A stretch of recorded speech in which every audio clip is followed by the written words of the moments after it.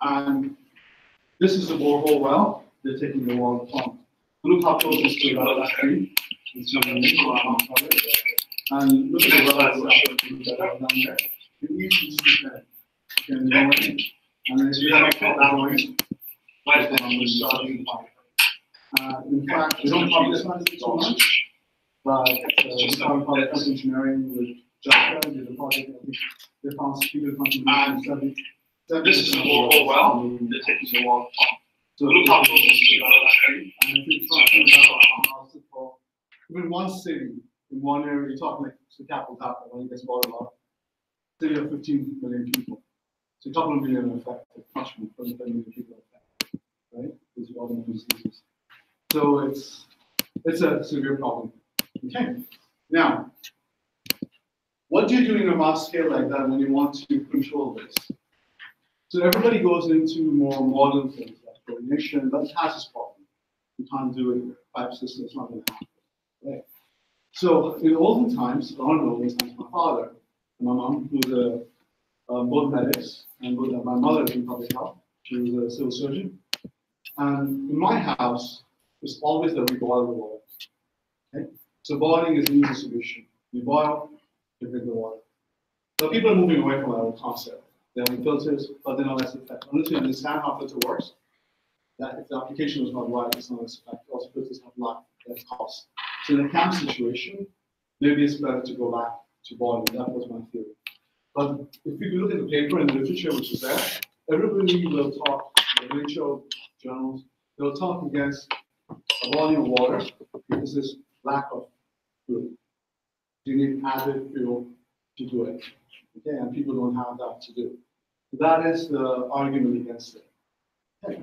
So my point was looking at that is how can we do it in an easier way and not needing more fuel. Okay.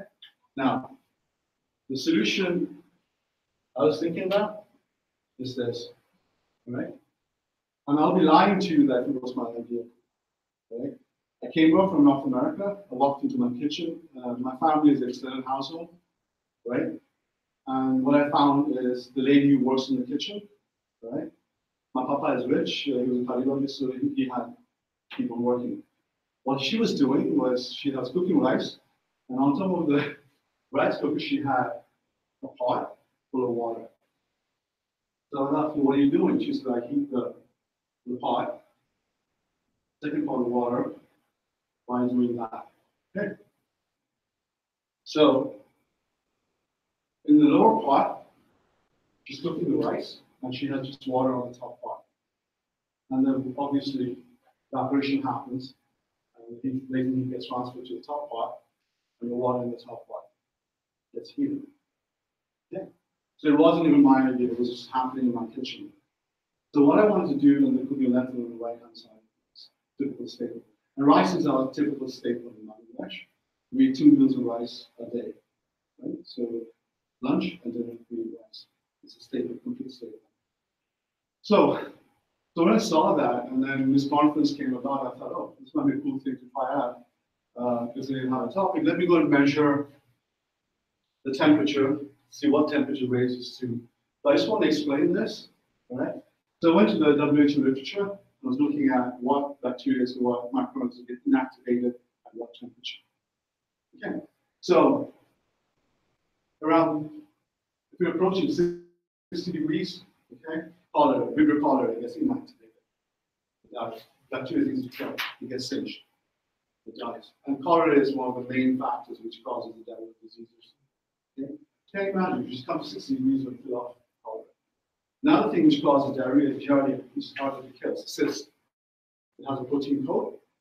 And even chlorination doesn't kill it, where you can take giardia out of filtration. But boiling does it. So if you're getting about 70 degrees centigrade, giardia gets killed.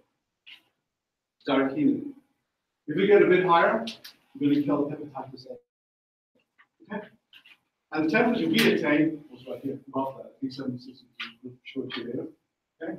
So by just heating to about 76 degrees centigrade, what was happening in that pot, all this would be inactivated. And if I bring it to a rolling boil, just starting boiling, that's what WHO says, it kills everything. Okay. So, but just by doing this, preheating and getting it done takes care of most of our disease-causing bacteria organisms in there. Okay, so then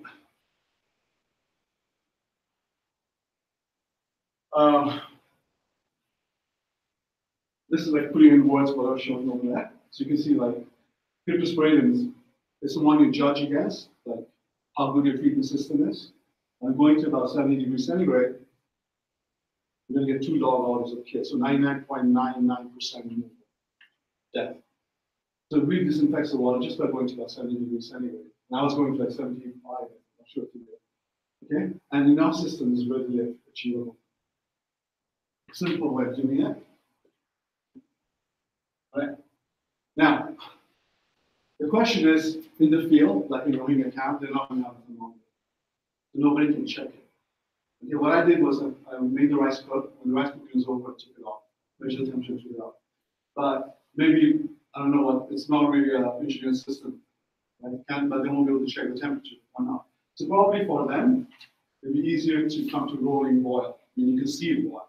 So then they know, okay, it's done. Very hot.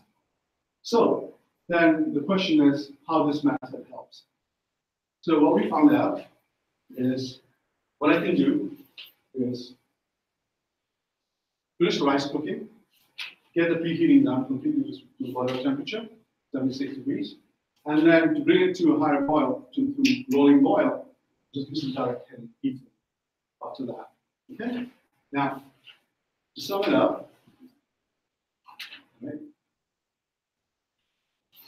So by preheating, I reached a temperature of 76.6 degrees centigrade. Okay? And then that took about, rice cooking time was about 13 minutes. Okay? And then to bring to rolling boil after preheating, it was only direct heating for just 3 more minutes. So in the village context or in the camp context, you just do the preheating. When your rice is cooked, take the rice up, put it down a couple more minutes, bring it to boil, and you're done. You save water. Okay. And I was cooking 5 kgs of rice, 1 kg of rice. To cook 1 kg of rice, we're putting 3.2 liters of water, right? And 1 kg feeds a family of 5 in my household, right? And we're able to treat 10 liters of water this way. Okay, now, how much is 10 liters of water in context, right? For a tropical country, WHO says that you need 3 liters of drinking water per person per day.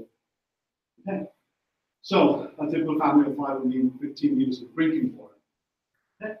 So in our case, if I cook rice twice, 10 liters, 20 liters, I meet the daily demand, right, of producing 500 water. Right? So it is achievable. Now, then I showed it to Shukla, and she goes, okay, this is an energy conference, you got to put some more energy stuff in it. So then, luckily, I built a cooking device because I had the idea about how much it takes to cook, increase 1 degree centigrade of temperature per kg of water per LPG, and that's some food they're using in the Rohingya camps, even the cylinders, right? So what I found out by my method, if I just do the preheating and then just direct flame, by preheating alone, I'm making the water safe. But to be sure, if I'm bringing to rolling boil, right, with only 3 more minutes of boiling, heating, and in contrast, if I had to heat the whole water from the beginning to the end, right, I'll be saving 6.5% LPG the difference. Okay? So in that sense, my method can be achievable. So LPG is now used in most households in Bangladesh, with the dark gases coming off, especially in the Rohingya camps, to stop them deforesting.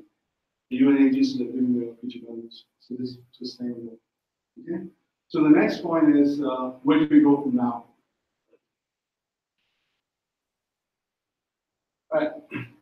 Yeah, in my opinion, this can be a solution in the mix, right? And it could be an easy solution to sustain, right? Now, next phase, I'm working with some NGOs to promote that and looking at is it sustainable, is it acceptable in the community? We'll be starting with the Rohingya camps as we work out. So I've already made the groundwork link, okay, to do that. So my point is that, okay, even if I can do a small amount, right, if I just look at the immunocompromised people, meaning if I can save his life, right? But providing him safe water during that season, that really helps out. It's very simple to do. I'm not saying mine work in the field or not, but it works fine. And this has worked in my house for many years. So why not try it? That's one point. The next one is I really have to thank my mom for letting me use her kitchen. Okay? So thank you. If you have any question or answer. But sure. You consider about half an hour to rise. Yeah. What if it takes much less? For example, the rice we usually use about 10 minutes. I did it in my situation. I didn't do a time experiment. I told my cook it the way you normally do. I'm just putting this on top. Maybe this is parameter that could vary a lot. Vary, absolutely. I mean, I would be more than happy to admit that. It could vary, but I let her do laissez-faire, meaning I don't touch you. You do what you have to do, and I can see. But you're absolutely right. I'll have to take the field level, which I will, and I'll have a monitoring system there. I'm working with Andrea to go and do that. But my point here is, like, why did everybody move away from simple boiling, which worked for eons? Right? So yeah, the energy mixing is big, but maybe a solution like that, or a different solution, a more hybrid solution, or maybe I can build something better than just putting a pot on top and work on it to disinfect water using an energy efficient way. Is there any other reason for that? I mean, with the contamination related to that are not solved with this? Well, I mean, you can spread hepatitis by eating, not washing your hands. Yeah, well, of course. But I mean, is there anything else that survives after 100 years? No. Pretty much that as part of the operational law, guidance, if you bring just rolling boil, what happens is, for example, two things kill. I can punch, I won't punch you. I can punch you once, but I can punch you 50 times, 5 minutes. So time matters. The temperature matters, the time of contact matters. Same thing with chlorination or any form of oxidation, both the time and the temperature. So the cool thing here is you're going to boil it. So you're going to boil it, then you're going to leave it, not going to drink it hot. So while it's cooling down, it's oxygen. So hence the temperature profile. But if you look at it one way, then you have to look at the worst case scenario you're comparing it to. And being a water engineer in the European country, you do that. It is, they're drinking the water anyway, which is infected.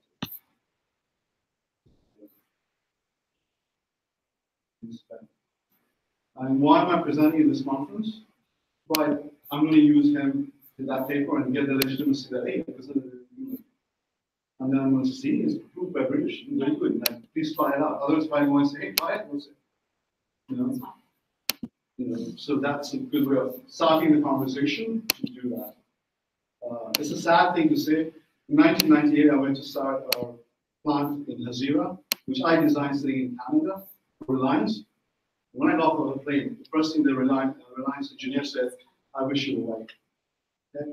So getting a seal of exposure for Western helps me take it to the next point, to talk to the engineers and say, okay, look, she looked at it, she had comments, she said it's harmless, she said it's harmless. So have a look, let's try it. You find out our NGOs, it's a very novel idea, in fact. Yeah, absolutely, it has to be hard. Sure. You have performed you have noted down the temperature freeze. Yeah. So have you performed any individual tests? Actually, there were bacteria killing or The point is what bacteria you look for. But generally, this is very acceptable. Like killing with temperature or boiling is very acceptable. It's a very proven concept. So you don't really have to do it. But you're right. I mean, it'd be good. And when I go into mass trial, I'll look for fecal coliform, the usual ones, and see the inactivation. But the bacteria become resistant? no, it's a very good question, but it's like, are you immune to a bullet? Will you become resistant to a bullet? It's like I'm burning you. Sorry, it's like I'm shooting you. It's not You're killed. Yeah, you just kill. Denatures the enzyme, denatures everything. So that's why I like boiling because it's no brainer. There's nothing to inactivate, there's nothing to deactivate. It just kills it. Right? Just boils. Go ahead. Have you considered the cost of such a system? Because after all, But the cost, to be honest, what's the cost? the fuel. Yeah, but I don't need the fuel because I'm preheating with no fuel. 3 minutes. Yeah, extra things I did that. How much it would cost? If they had to heat it directly,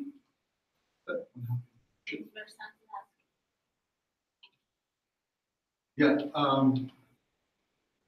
Ashish told me to do it. I wasn't going to do it, but like you said, it takes about in 3 minutes. It will take me 0.073 kgs of LPG to heat, extra heat the 3 liters, and to do a direct heating from the beginning, it will take me 0.24 kgs.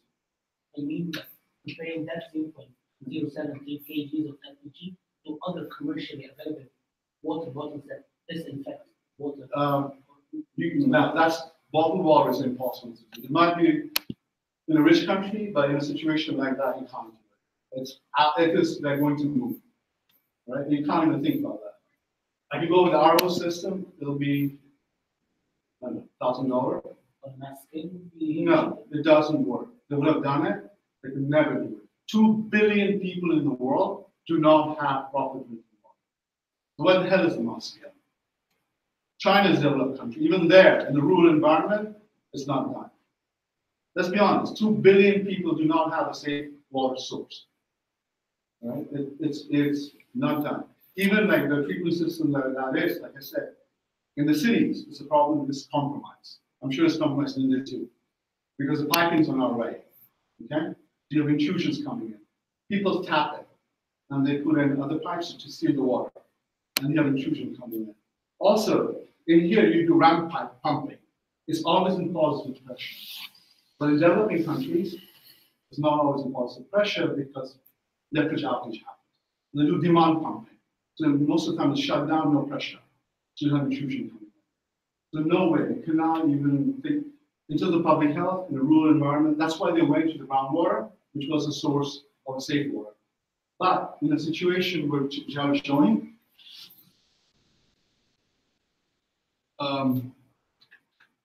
like here, you're going down deep to get safe water, which is by time free. But look here. So if you have all the fecal runoffs and the water logging, it's not right in. And then in the pipe joint, when they're going to suck it, that's where you have the contamination happening.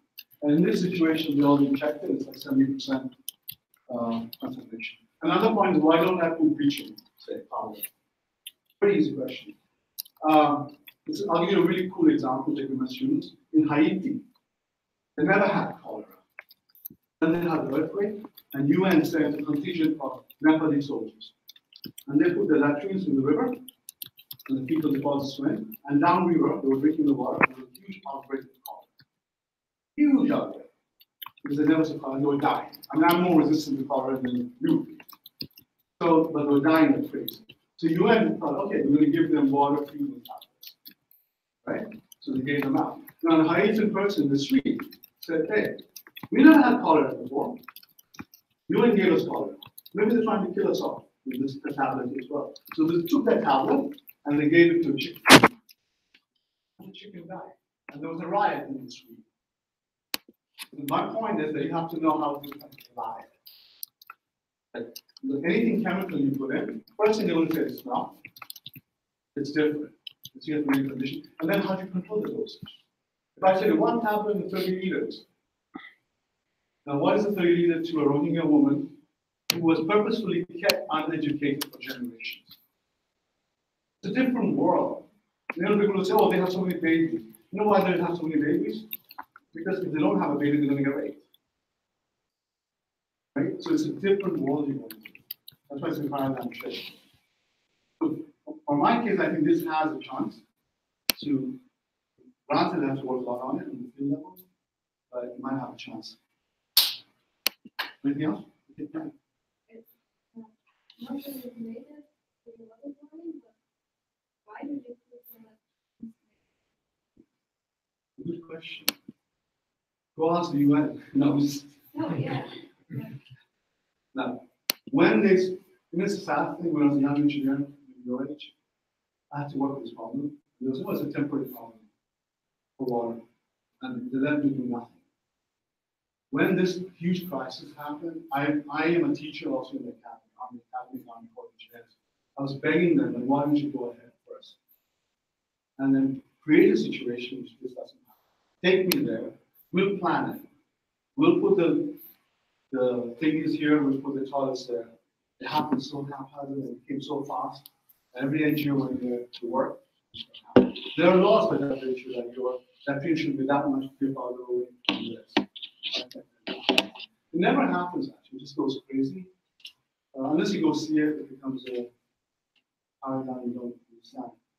But these are like practical bullshit engineering. But when you go into public health engineering, it's a lot of crazy things like that. You just work and see the plants.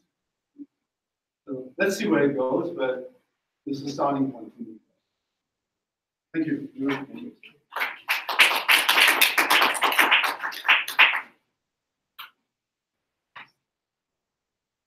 Next. You're sharing it.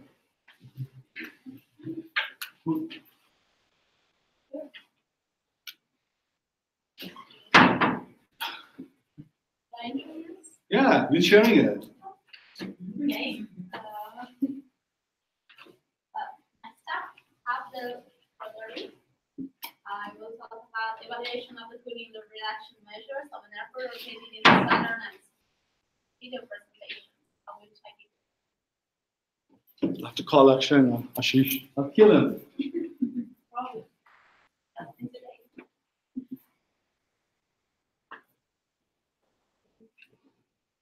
We can go to the third presentation then.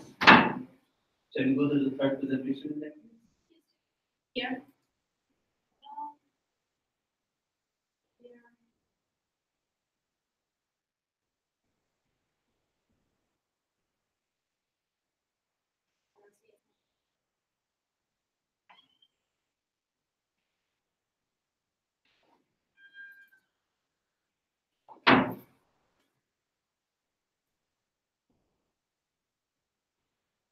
I don't see any other presentation here. Any other ideas? Otherwise, we can.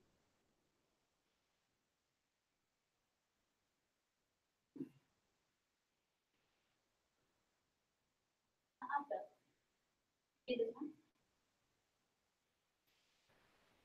That's one of the evolution of the environment. That's on the evolution of cooling load reduction Yeah. measures.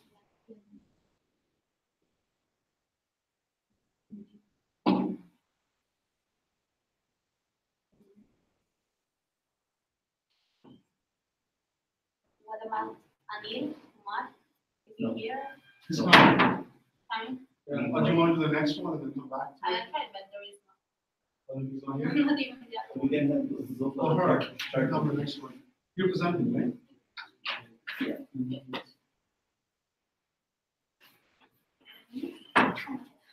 Farah will talk about activating the novel Kind of mineral restraint. synthesis in oleaginous yeast for improved biodiesel quality.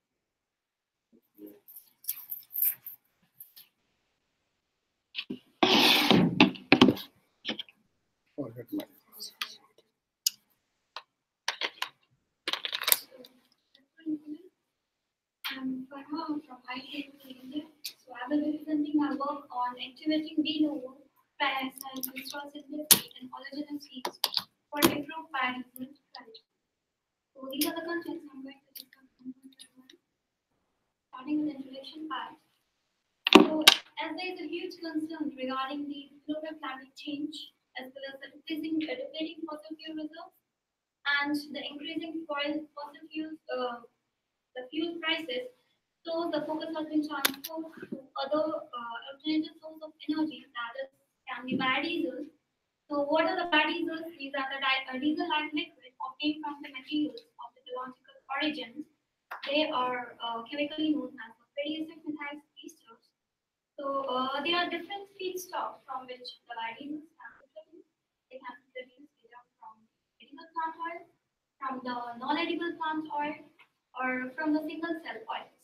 These edible plant oils are also known as the first generation oil, and these include sunflower oil and corn oil, etc. But such feedstock face problem as we discussed the overall worldwide sustainability of the food reserves. So the focus has been transformed to another source of the energy that is the second generation biofuels.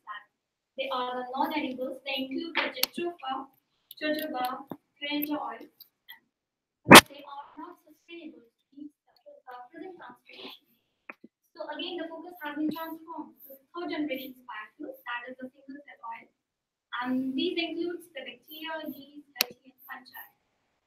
So when focus on the current scenario regarding the biodiesel production, find that the Western Europe is the top users of the biodiesel, followed by Australia, Brazil, India, and India consumes the same amount as the country. So, and we focus that there's an increase in biodiesel production day by day, and it has been expected that it's going to increase furthermore. But the major obstacles in the biodiesel production is its and feedstock required for the biodiesel production accounts about 50 to 70% of the biodiesel production. And this cost has to be reduced to make the process economic. And in this regard, the biodiesels using the microbial lipid has attracted the great attention. So I will be preparing the biodiesels using the oleaginous yeast as fermentation cycle. So what are the oleaginous yeast? They are basically a single cell or microorganisms which accumulate about 20 to 70% of the lipids inside the cell.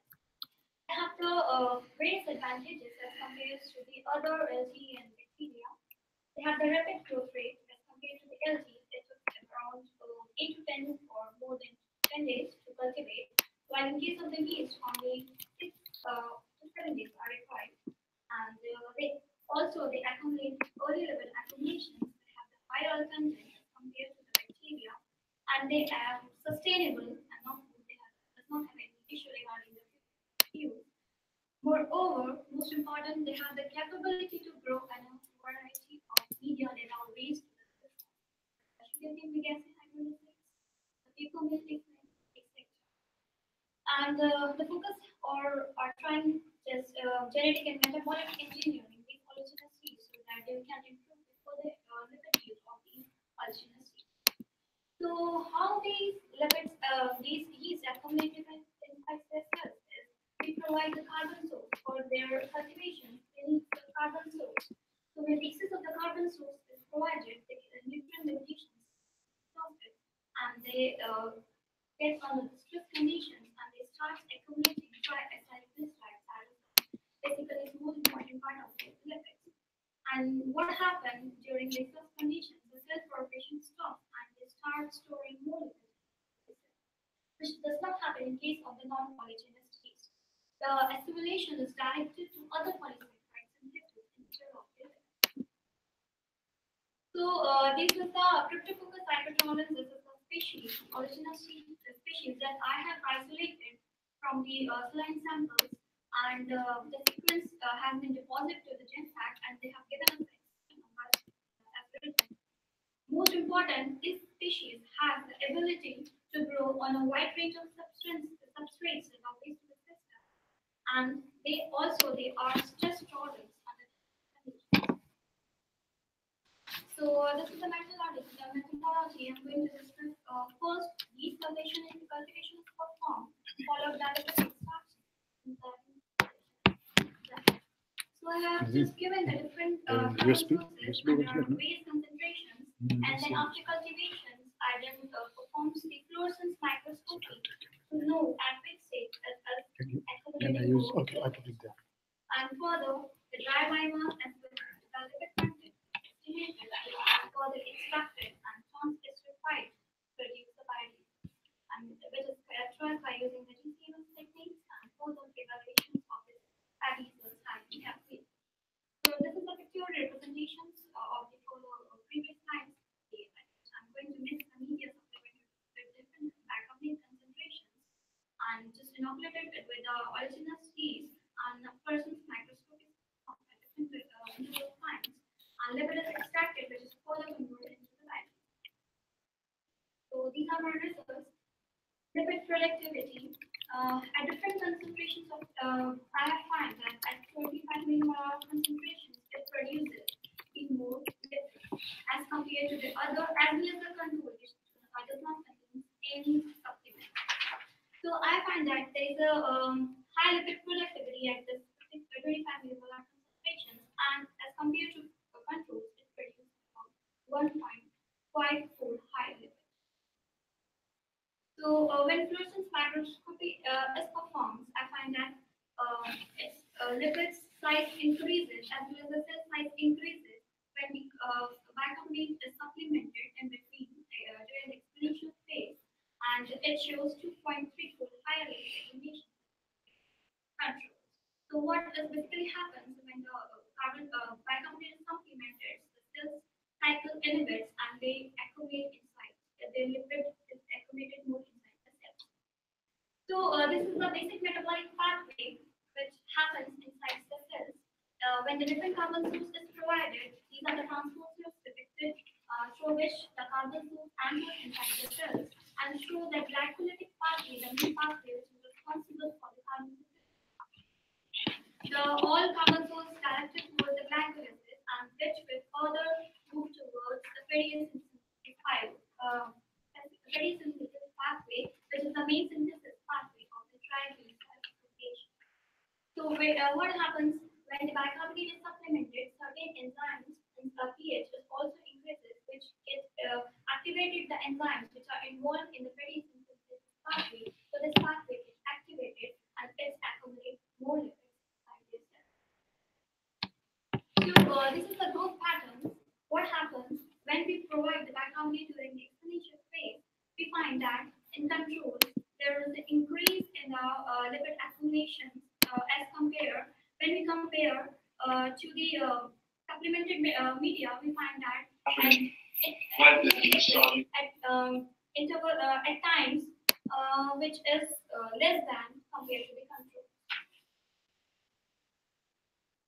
So when we analyze the pH as well as the fluorescence intensity, which is needed to know that at which time it is accumulating more lipids, so we find that when the this arrow represents at which time we are providing the bicarbonate supplement.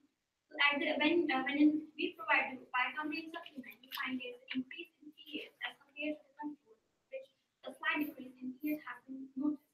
So it has been expected that this increase in pH raises the enzyme's activity, which further increases the lipid concentration. So as such, fluorescence intensity depicts that there is an increase in the lipid accumulation as compared to the controls, which shows less fluorescence intensity. So at 11.2, maximum lipid production has been detected, and when we talk about the fluorescence intensity, we find that at 144 R, there is a with the bicarbonate supplementation, there is a higher lipid fluorescence intensity as compared to the controls, at which at 168 R. It means it accumulates lipid at lower time as compared to. So these are the triglyceride estimations how we perform the FTRA analysis as well as the TLC analysis using accumulating the lipids. So the COP represents that they have the capability to be converted into the band. So this is the GCM analysis as the predicted profiles that we have worked in dividing cells, and we find that it accumulates more amount of the oleic acid, that is the C18 one. That they are the more monounsaturated fatty acid has been detected as compared to the polyunsaturated fatty acid. As such, the ratio of the bicarbonate increases. The increase in the monounsaturated fatty acids has been detected. It means the enzymes which are responsible for the synthesis of the polyunsaturated fatty acids get depressed due to its supplementation. So we have calculated the diesel property based on the GCM profiles, and we find that there is an increase in the oxidative stability as well as the cold flow properties as compared to the controls. So which are under the standard limits of the European Union as well as the ESG. So So these are my conclusions. I find that at this this is the best conditions at which it accommodates some more lipids. It accommodates the high lipid accumulating. They have the early lipid accumulating phase. They have the high MUCA content, that is a monounsaturated fatty acid content, which is very important for the biodiesel property. Then they have the improved fuel clarity because the monounsaturated fatty acids content increases, which further increases the oxidative stability as well as the photo properties of the biodiesel. So high oxidative stability, CK number as well as the photo properties of the fuels increases as when we compare it to the carbon part. So we find that this yeast that we have isolated has a robust ability to grow and reach high cell density and lipid content. What happens when we supplement this source? It triggers a response which increases the lipid inside their cells. So we have, as compared to the controls, we have increases the lipid content. So thus we find that this has a significant, these originals see some significant conservation of fatty acids with the improved quality as compared to the coconut oil, and thus developing high lipid contents for the fatty acids production for micro promising options in the future and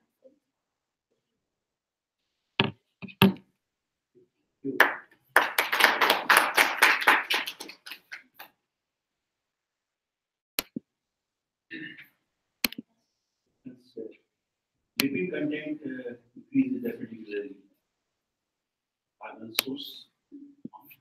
You have not tried CO2. originals specifically they do not deliberate, they do not use the deliberate. And the pH values to be kept higher. Yeah. What happens during when the pH? So the mixing of the sewage water will be. Yeah, they go actually. I have the article and it goes in the Yeah, different. It goes in the different. So we are just using the bioremediation process also, and we are producing the biodiesels. We are treating the wastewater also, and we are producing the biodiesel samples. Your 25 and which is the bicarbonate is it global optimum? It's optimum concentration. I just use a different concentration and find that at this concentration it produces the whole effect as well as the quality of the biodiesel. Okay. Yeah, it's increased as specified by the EC. It's minimum 51 as designed by the European Union. My question is, all these things you guys are doing, when you talk, when you go to a particular species, you enhance that. In terms of scale of production, when you're competing with, say, you want to put 10% of the total full mix as bio or whatever, are these feasible? Yeah, actually, we are performing it. Presently, we are performing it at scale. So we are trying to design the conditions at which they can be cultivated at higher scales and without treating them. Now, the reason why I'm coming back is I'm a wastewater treatment engineer for a long time, Okay. and biological, anaerobic to speak of. When, as a convention, or as we never work with pure cultures out there, because in a huge engineering system, when you're talking on millions of gallons, a pure culture does not become viable. So when we're going to, when you're competing with a fossil fuel, this might be my ignorance. Are these viable? Maybe it's viable in a pharmaceutical sense or a brewery sense. Are they viable to compete with a petrochemical sense or a gasoline sense, ethanol sense? At present, it's fossil free. So we cannot say it's compared to, but we are, as there's a concern about the global climate change, there is a huge amount of. But my argument to that would be me being a waste to energy guy. Hey, I have waste. I have wastewater. I can generate energy. So people are using that waste. Right. That's my specialty. Y'all say, okay, this. Why don't we go to that? Why are we wasting our energy in this direction? So we are using the wastewater and we are just cultivating energy as well as the wastewater together also to improve the efficiency. We are treating the wastewater also and we are generating the fuels. But the present it's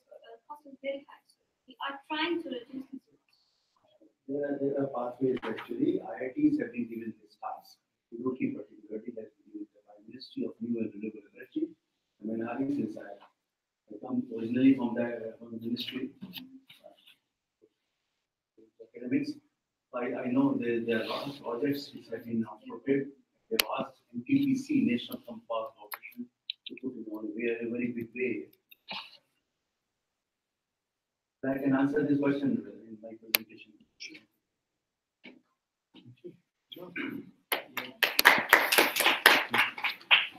Julia has taken over.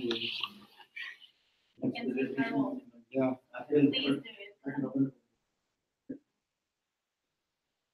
Then you can operate it. Thank you, Julia. Sorry, I'm using a lot of Google. I forget my glasses in the car. Oh, and I don't want to go again. I can't see without them.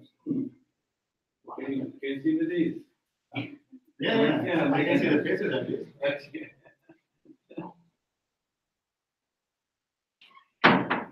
There are two video presentations. So one is this guy, he's doing.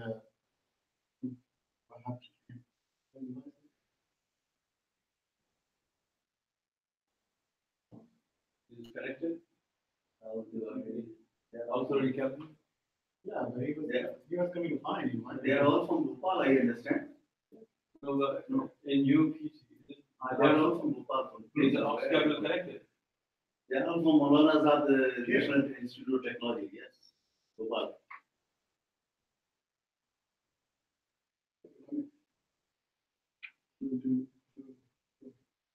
He should speak, isn't it? Speaker.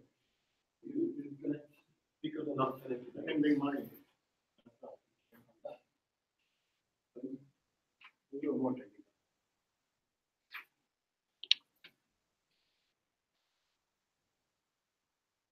You're here looking fine. Here looking fine. Oh, from here behind you. They are all my students. Oh, yeah. Anil Kumar is also my student. Rahul Tiwari also was my student at one time. Very student.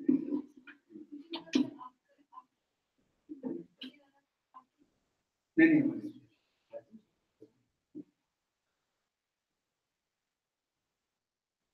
Can I play from? Yes. Can you stop this?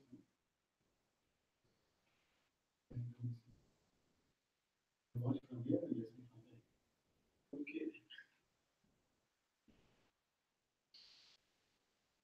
We need to improve a little bit more our online thingy. Give me 1 minute here.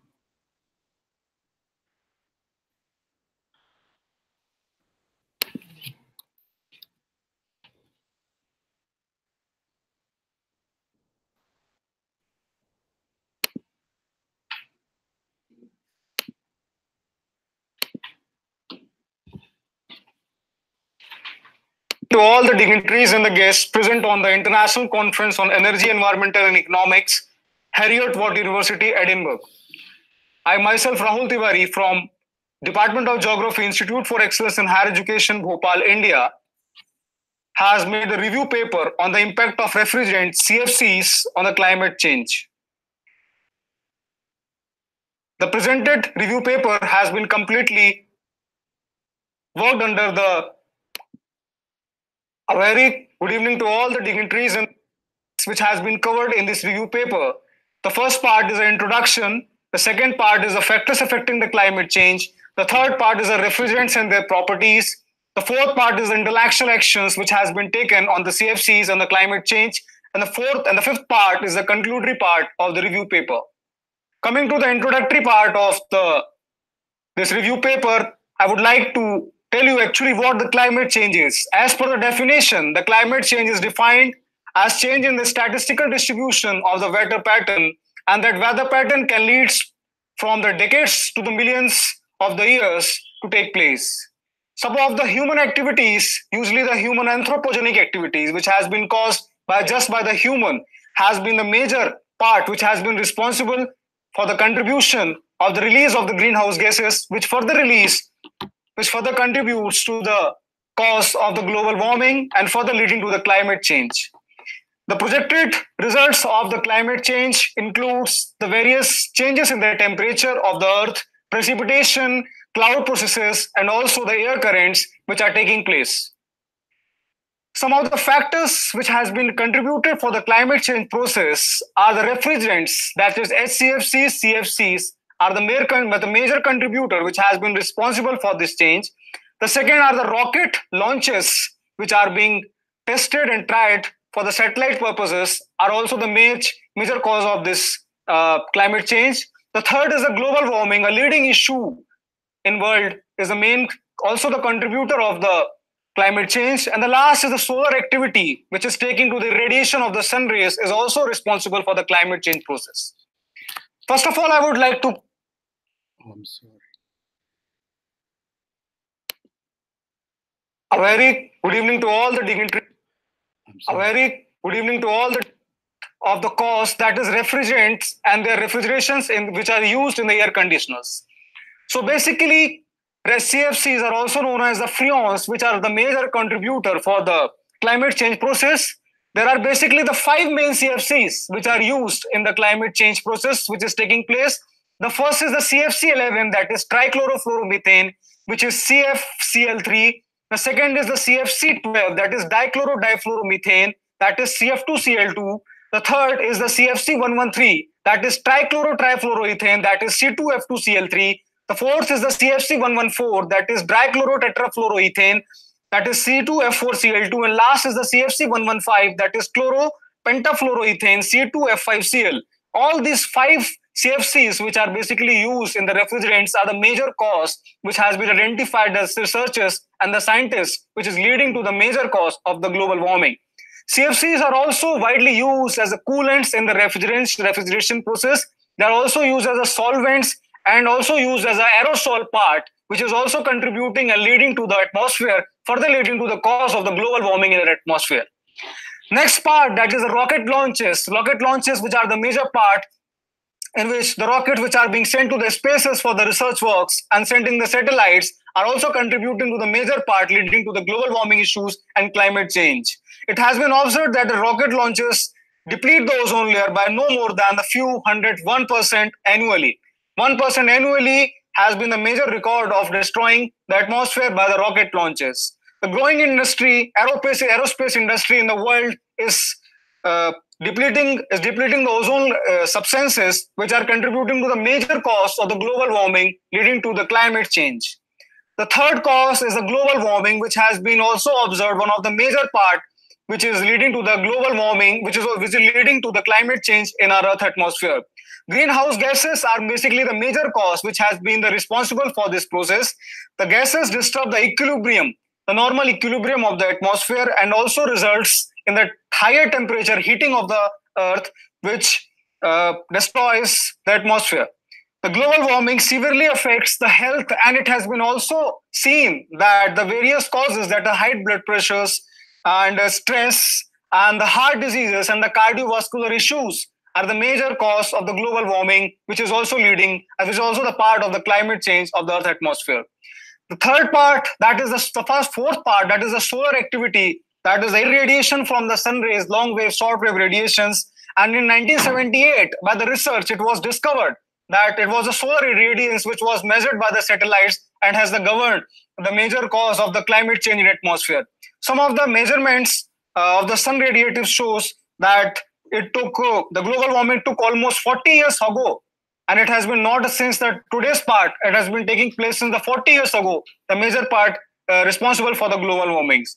Due to the solar variation taking place, both the troposphere and the stratosphere of the atmosphere is at the great risk, which is need to be conserved by not using the refrigerants and the CFCs which we are using in the markets. Now, as the main cause of the climate change is the refrigerants, already I have told you many times. So let us study some of the refrigerants and their impacts, which has been the cause. Some of the ODP value, that is also defined as ozone depletion potential of SCFCs and CFCs, is also the major key term to define about the refrigerants. but the higher value of the ozone depletion potential leads to the various causes in the atmosphere. Both the SCFCs and SCFCs also have the global warming potential, which is also the term which is used to study the refrigerants. And both the fluorinated reagents produce the persistent fluorinated refrigerants also are the major contributors which leads to the destroy of the ozone atmosphere by having the higher values of ODP and GWP. Now, some of the main terms which are used in the refrigerants are as, that is ODP, already I told you, ozone depletion potential, which is also characterized the participation of the molecule to deplete the ozone layer. Higher the ODP value of the refrigerant, there are the higher chances of getting the more worse condition in the atmosphere by the refrigerants. And the next part is the GWP, that is global warming potential, which also categorizes the participation of the molecule to the greenhouse effect. Higher the GWP value, the more the global warming takes place and destroys the atmosphere. And the third part, that is TEWI, that is total equivalent warming impact, is also designed to study about the global warming and the operational life of the refrigerant system, that how much time it exists, how much time it will destroy the atmosphere. Overall, and formula has been taken out to define about the TEWI, that is total equivalent warming impact, that is GWP, that is GWP into L into N plus GWP into M 1 minus C plus N into E into beta, has been the major formula which has been taken out by the scientists to study about the major issues which has been taking place and how much time this exploit the global warming and the climate change process will take place. Now coming to some of the refrigerants which are being the part of the ozone depletion, that is R11 CFC, which is an RW CFC and R22 CFC. All these CFCs have the different values of GWP, that is global warming potential, ODP, that is ozone depletion potential, and values of CP upon CV, which decide that how much the refrigerant is capable of destroying the atmosphere. I'll come to the R11 CFC, which is the first part, that is NDP value equals to 23.7 degrees Celsius, ODP value equals to 1.0, and the global warming potential is equal to 3500, which is one of the major refrigerant which is destroying our atmosphere. Its application includes in the large air conditioning system, which and in industrial, and as a foam blowing agent, which is a major application of this refrigerants. It is the ozone depleting refrigerant and contributed to the global warming with higher value of ODP, that is 1.0. And by the Montreal Protocol, this refrigerant has been studied and this has been also phased out by the scientists to not to use this refrigerant so that it destroys the atmosphere. The second is RW refrigerant, whose value NWP value equals to minus 29.8 degrees Celsius, and TCR value equals to 112.04 degree, and ODP equals to 1.0, and GWP equals to GWP, that is global warming potential, equals to 7300. Also used as a domestic part in the refrigerants and also contributes to the global warming. The third is RW2, that is HCFC. It is not a CFC, it is the HCFC, hydrochlorofluorocarbons, whose NBP value equals to minus 40.8 degrees Celsius, and TCR value equals to 96.02 degrees Celsius, which is used in the air conditioning system and the cold storage devices and depleting the natural resources at a large scale. The fourth is the R134A HCFC, whose NBP value is minus 26.5 degrees Celsius. GWP, that is global warming potential, equals to 1200, is also used as a replacement for the RWCFC, that is this second CFC which was used earlier. Since NBP value has been changed of this CFC, it is used in a cold storage and ice plants, also used in a food processing frozen cabinets. It is also developed as a very eco-friendly type of refrigerant, and it is also depleting the natural resources and also producing the hydrogen fluoride gases, which is also a very reactive gas which destroys the atmosphere at the large scale. The last is the R744CO2, whose NBP value is minus 78.4 degrees Celsius and GBP value is equals to 1.0, is also used in a cold storage devices and also occurring as a natural substance which can be used as a RAC, that is refrigeration and air conditioning system, and is so eco-friendly in the atmosphere. So if we study all the refrigerants and their application and their studies, it seems that R774, that is CO2, whose NBP value equals to minus 78.4 degrees Celsius, which is also natural, eco-friendly refrigerants is the major part which can help us to prevent the ozone depletion and also the depletion and also the release of the various harmful gases. So as all these things took place, so there was also the requirement of the international action to control the CFCs and also to govern some of the part of the climate change. So the first international conference which took at Washington DC at 1977 was the main part which has the main emphasis to reduce the ozone depletion releases and control the part. And the World Plan on the Ozone Layer with the United Nations Environmental Program was also adopted, whose coordinator was UNEWP. And in 1985, since 1985, the research began and the scientists have published their articles. On the first article was published on the journal, that is Nature, to just show how the impact of global warming and the ozone depletion is leading to the climate change. That is a disastrous part of our world. So the first protocol which was signed in 1987 was the Montreal Protocol, as per the discussions of United Nations Washington DC discussions. And in this, the H and the CFCs, which are also known as chlorofluorocarbons, a major part which is responsible for the refrigeration process, was taken. It was 4 seconds as to reduce all these gases, and the prohibition to use on the various applications were discontinued. And some of the European Union regulations were contributors, that is 2037/2000 and 842/2006 regulation were adopted by the various industries to follow on these all regulation and reduce the impact of the chlorofluorocarbons and CFCs and ozone depletions in the atmosphere. And also it was said that it was decided that the HCFCs, which are also the major contributor of the ozone depletion, should be replaced by the CFCs in the atmosphere. The next policy came at year 2000 after the Montreal Protocol. The policy aimed as the minimize the exchange of the ozone depleting substances which are occurring in our environment. The goal was behind to prevent the current stock of the ozone depleting substance which has been getting accumulated after the various times, that since 1987, since all these processes have been used. So in order to reduce all the part which has been already in the atmosphere, this ozone protection policy was taken, and it was also taken the decision on this protection policy that the inactivated person who are not able to handle all these refrigerants or who cannot work on these refrigerants should not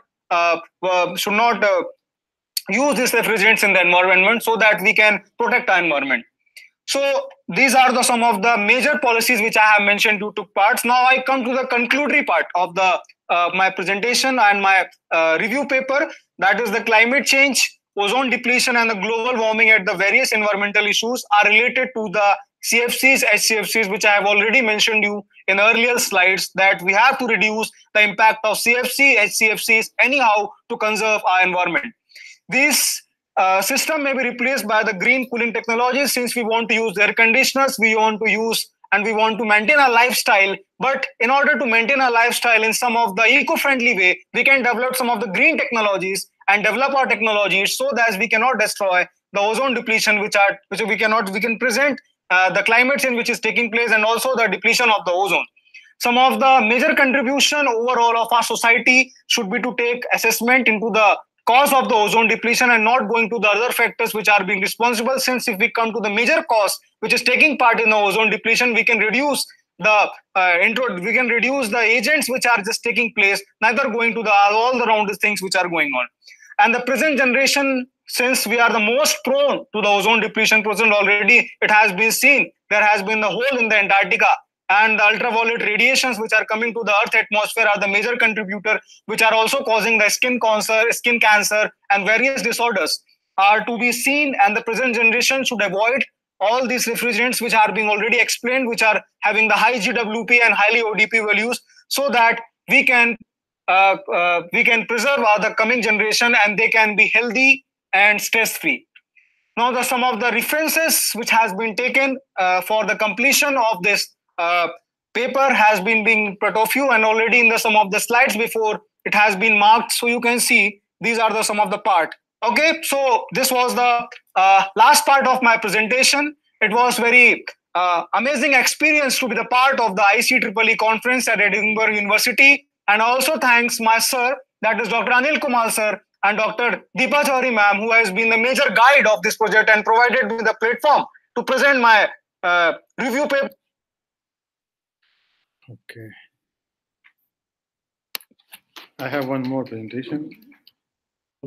Yeah, that is another video one. I need to download VLC in my computer. And this MacBook let me download. Yeah.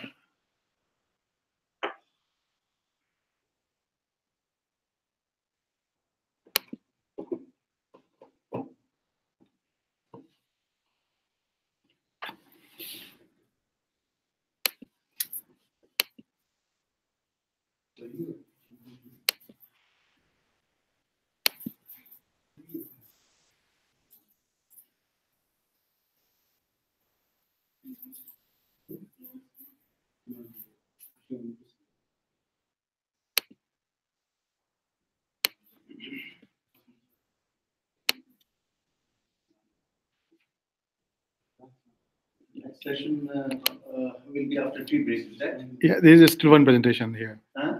Still we have. I'm going to put it. Just give me 1 minute. After tea we may not be people to listen to. I said it's their choice. No, their whole presentation they'll stay. People who want to stay, they will stay. People who want to go, they will go. Because the ghost chairman was also here, I could finish here my paper. No, it's okay. No, but I'll do it at my own time. Yeah. We don't have to Time hurry. allotted to me. Second video is on what subject?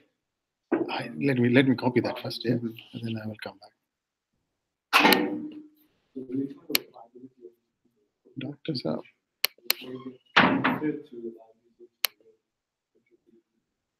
What to do? Dr. Saab, मदद नहीं कर रहे मेरी. आप मेरी मदद नहीं कर रहे हो. You're not helping me. Me? Yeah, Oh, you are not. I'm not that expert. You're not helping. You are very much expert No, I'm not expert. in all of the things. See, this is WMV file. Hmm. I'm trying to download a VLC player. Okay, you are using Apple, so I don't know about the Apple thingy. You know? I also don't know about Apple thing. That's a crazy thing. Yeah, just Yeah. right click on it. But is there any right click on I it? tried to put on the VLC, where it's gone. Okay, let's try. It will work there, I know, but it's not working here. Open with. Quickly. Other options. Click on other. It'll ask you for the VLC. VLC, I was trying to install. You install it, don't you? No, it's not. Can you try this one? No. Yeah, you can try it. No. Well, let's It's try. not yet been installed. VLC is trying, but it's not letting me install this computer. Okay, VLC, Windows, MacBook, yeah. Like, I did that now. download VLC. Yeah. Yeah. Which one now? Hold on. It's not this one, yeah? Oh, it's not coming here. Oh, it came here. Hold on. It didn't work first time. I was here. I'm not used to it. Apple. I'm using for a long time, but it's like in office I use something else, and outside I use something else, then it's become too much to use. Yeah, it's done, isn't it? So let's go there. Go and find it. No, it's still No, it's not being. okay. Still it's coming. Simply click on it. Yes, now as soon as it will appear. Still downloading maybe. Show and folder. Yeah, hold on. Yeah, it's like this one, isn't it? Yeah, but it's not being finally downloaded. No. So Open when finished. So it will come automatic. Hopefully.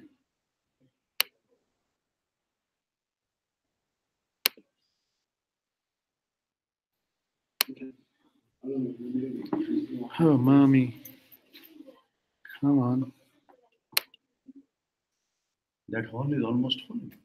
Nobody will be there to listen. I think we should.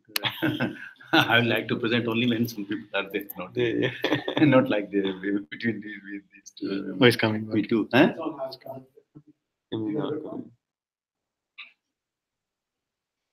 The lady who was Huh? chair, she also left. Huh? Who? The lady who was chairing the session, she also left. She was yesterday. Huh? She came with the family, that one. Okay. She gone long time before. Yes, we see. Yeah. Isn't it? I put it there? No. There. I did 2 times, so I can cancel one.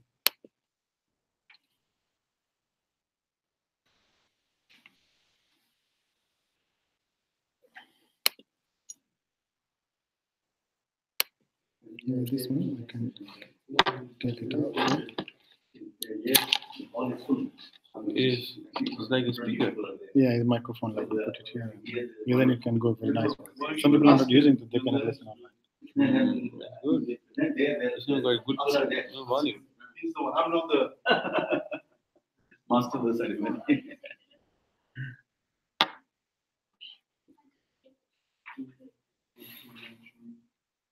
If there are some people are missing their presentation, you can check.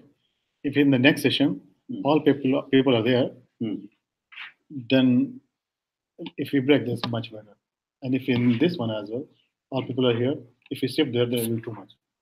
Then No, we go beyond.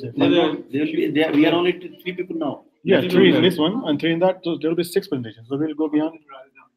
That's what I'm saying. If you check in that room, how many people presentation are there after 3? If they have only 1, then we can shift. One But or if two, they have or 3, maybe- if they all of them are there, then no. 3 also, then 4 can be there. Ashish, take it No, over. I don't want to do 1. 4 there and 2 here. That's not. No. That's not. Ashish, you answer it. Me no. I'll let you chair the next one. I already did like 3, okay? Yeah. You know, so that purpose is correct. Yeah. Yes, I think It's done, I think. Yeah, let's try it's this. done now. I was in here, isn't it? Where was the file? Where was the file? It's coming, still it's doing, isn't it? So you're from. Look on it. Okay. Sorry, I'll regress. It's become confused too much. Are you studying quick or? Yeah, here. So this one, You're undergraduate, right? what is this bloody FLV? Are you working with? Oh, this one is this. Yeah. Yeah. Right. Come. VLC. This one. That's We got 2 VLC downloaded together. VLC 2 and VLC 3. right. I was so impatient with it. Why is it jumping like a stupid? Hold on. It's very high.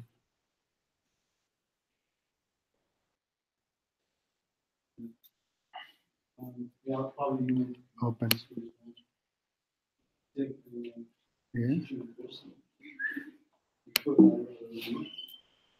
My interest. Good morning, everybody. I am Abdel Kudarat from the University of Mauritius. I am the head of the Mechanical Engineering Department. Yeah. So I can put this one there. Then we can play. If it doesn't work, then I'll put this laptop in front of it.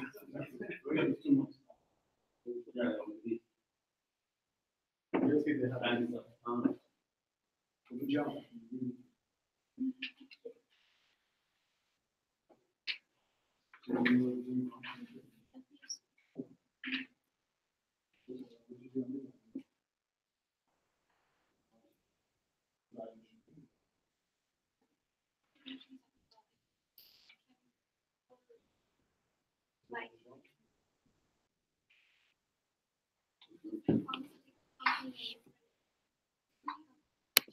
Good morning, everybody. I am Abdel Kudarat from the University of Mauritius. I am the head of the Mechanical Engineering Department.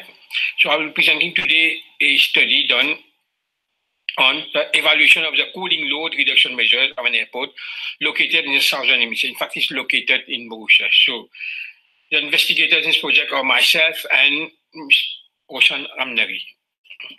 So a brief introduction of my exposé today will be introduction of the airport, the problem identification, the methodology used in this study, and then we're going to move on to the research and discussion, finally to conclude. So a brief introduction of the airport. A new airport, which is located in the south of Mauritius, was commissioned in 2013.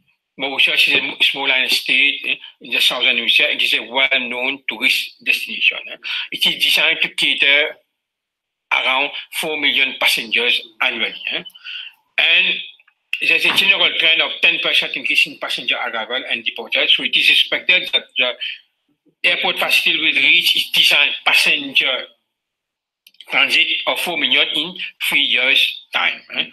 The airport in Mauritius, we have only one airport, and it is regarded as a major facilitator to the socio-economic development of the country, playing a key role in the provision of modern airport infrastructure. The peak period for tourist arrival is from November to January, and that is in summer in Mauritius, which is also the peak operation period of the airport terminal. The airport operator endeavors to give the best comfort to passengers utilizing the airport facilities.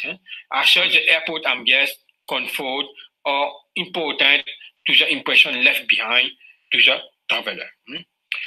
The air conditioning system was designed to keep ambient conditions in the building in line with the ASHRAE standard.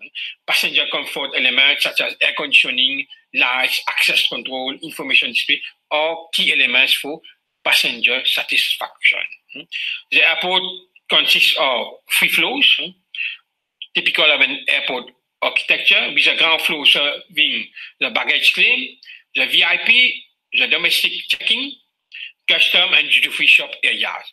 Whereas the first floor is occupied by 2 major check-in halls, police immigration control, 2 major boarding lounge, VIP lounge, 2 commercial lounge and shop, and the last floor, the second floor consists of immigration areas, transit lounge, whole health control areas, and 2 major lounges. So the whole area of the terminal is 70,000 meters square, with 40% of the space occupied by plant and equipment. Now, moving on to the problem identification, the airport facility consists of an 8.5 megawatt cooling plant comprising of 3 centrifugal chillers, 1 is-through chiller, 4 open-type cooling towers, 24 fan coil units, and 23 air handling units, AHU. 6 AHU have rated capacity exceeding 500 kilowatt cooling working on a full fresh air scheme. EFA. So the free centrifugal chillers fitted with variable frequency drive and the screw chiller work on a temperature range of around 7 to 12 degrees Celsius. Chill water production. The cooling plant is the highest energy consumer in the airport facility and consume around half of the total electricity consumption. Cooling towers has been designed for a maximum well-built temperature of 29 degrees Celsius and is of open time. Mauritius, we already experienced climate change effect. Wet bulb values at the airport location has already exceeded the design condition by more than 2 degrees for a sustained period of more than 2 hours. The airport is also fitted with widespread curtain, skylight, which are excellent for daylighting and ambient, but this contributes a higher usage of air conditioning, which in turn increase the operation cost of the airport facility. Passenger comfort and energy management are normally at loggerheads. So the best deal is to provide better comfort to passengers at a lower energy cost. So therefore, the aim of this study is to investigate the air conditioning design, which is the highest energy consumers of airport facilities. The existing energy consumption pattern were analyzed and benchmarked with other airports. A model of the cooling load of the airport was built using simulation software. The result of simulation was that compared with real data. Once the model is validated, potential saving measures can be proposed. So coming to the methodology used in this study, first we carried out an energy audit that would include all the energy consumers of the airport facility. Next, we conducted a technical assessment of existing air conditioning design.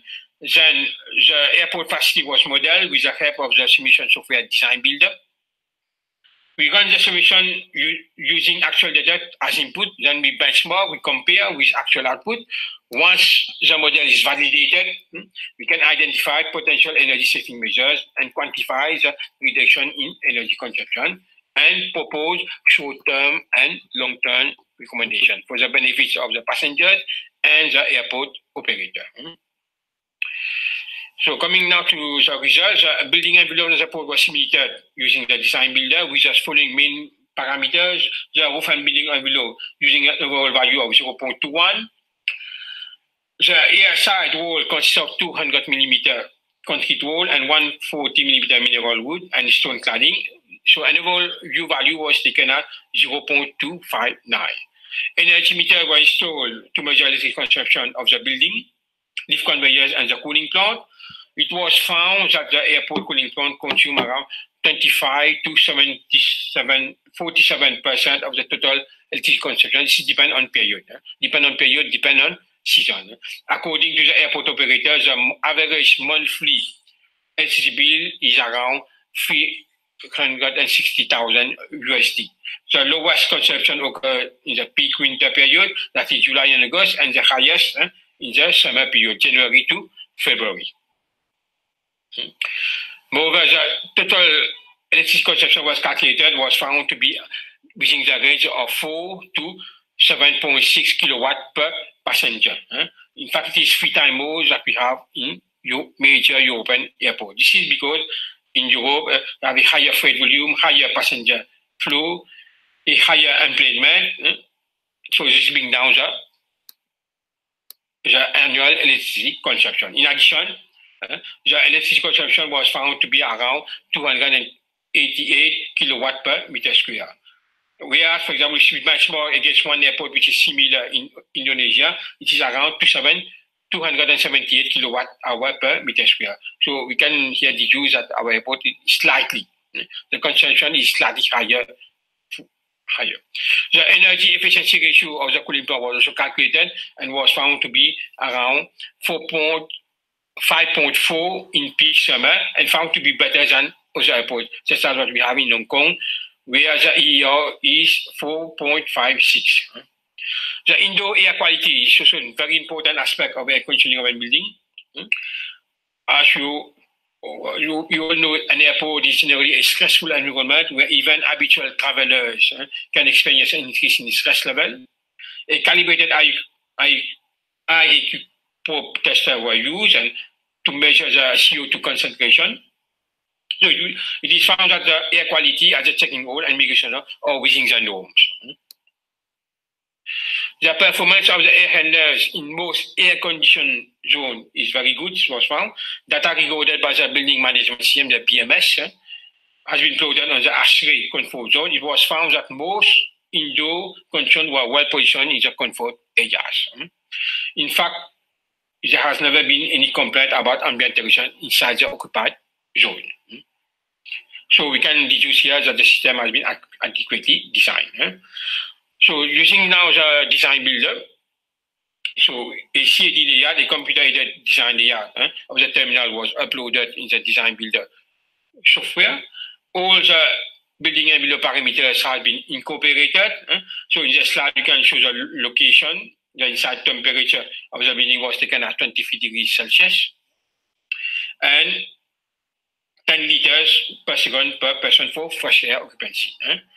So using the simulation software, the result is tabulated in table 1 for cooling temperature from 23 degrees Celsius to 25 degrees Celsius. We found there's a difference in the cooling load. In fact, you can deduce that an inside temperature of 24 degrees, the building envelope and the ground floor consume 65% of the total installed cooling load.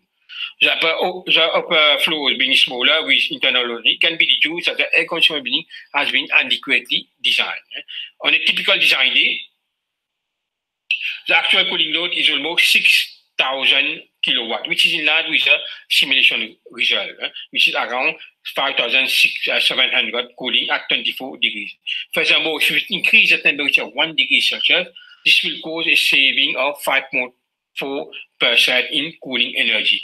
Similarly, reducing the temperature by 1 degree Celsius, this will cause an increase in the cooling energy by around 3%.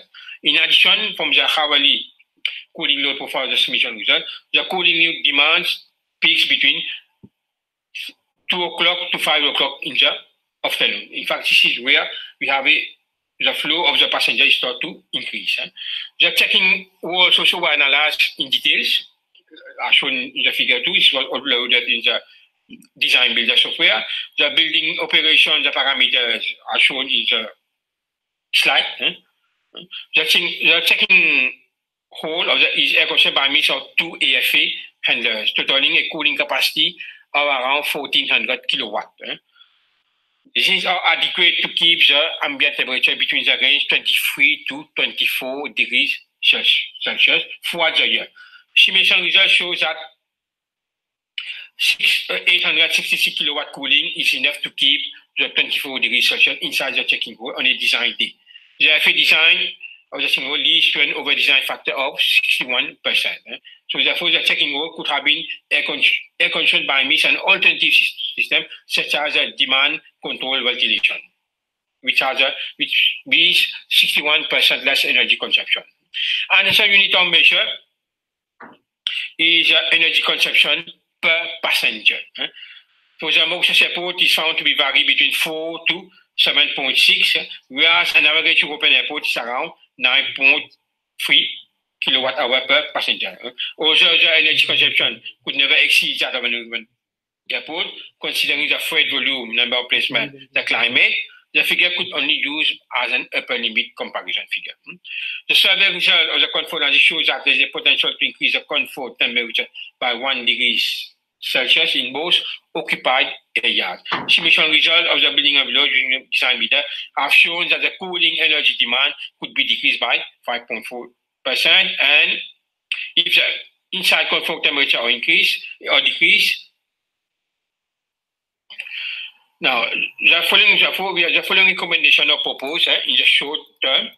First, to decrease the ventilation rate when there is no flight movement, increase the inside temperature from 24 to 25 degrees, rescheduling of airline operation to operate outside peak external temperatures, considering transient occupancy level,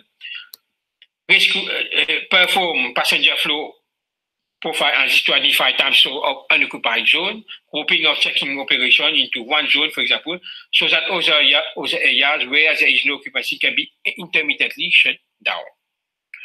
Next, also, it is proposed to decrease the condensate water entering temperature from 32 to 28 degrees. This will lead to a higher power consumption on the cooling towers, but will increase the energy efficiency ratio of the cooling plant.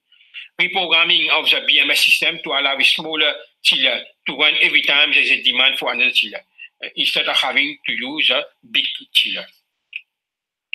On a long-term basis, the long-term proposed here is conversion of all AHU into demand control air handling unit, since there are spaces available to run return air ducts and install return air fans.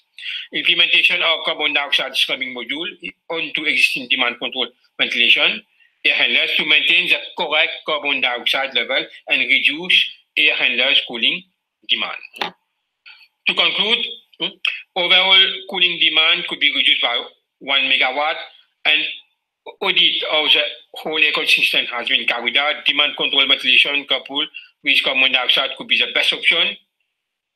It is also important to study the projected passenger flow profile and schedule peak operation of airport outside the peak climate condition. Real-time scheduling of ecosystem with airport operation is a key factor that need not to be neglected.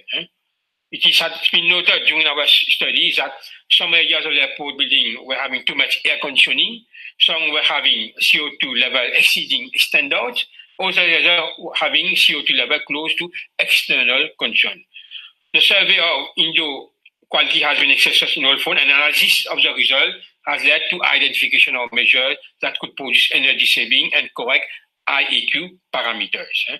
Design builder software has been used to simulate hourly cooling profiles for the airport building. A deeper analysis was carried out using the same software for the airport checking holes. Results have been interpreted, measures have been devised to reduce energy consumption. The simulation figures were compared with recorded figures and areas of saving identified.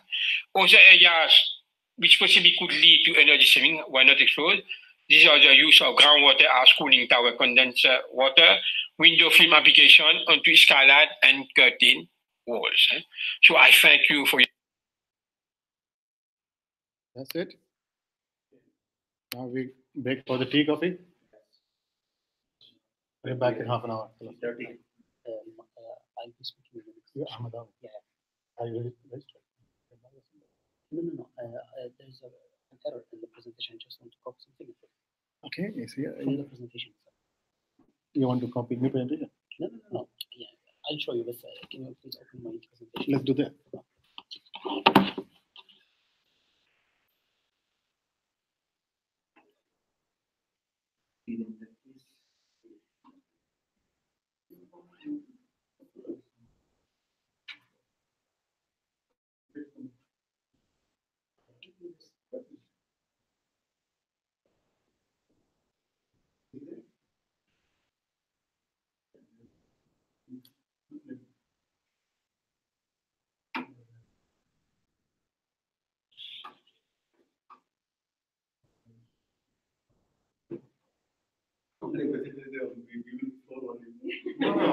After tea, people visit. Yeah, we don't know. Some people have. Yeah, we don't know. Who's gonna have got interest in that subject, he will come. No, you don't have your opinion. People will sit with the room depending upon what they want. Huh?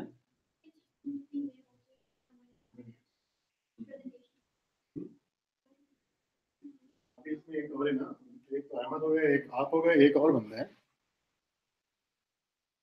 या 3 है. How many है? इधर कितने? अरे मेरा USB था यहाँ पे कहाँ गया? ना. अरे आपकी जेब में तो नहीं था? यूएसबी रखा था यहाँ पे.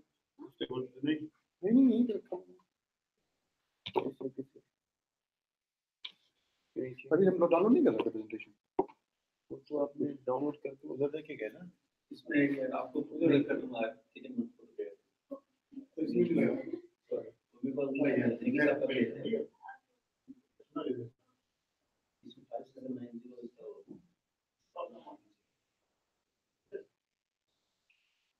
Oh, that's why it's not working.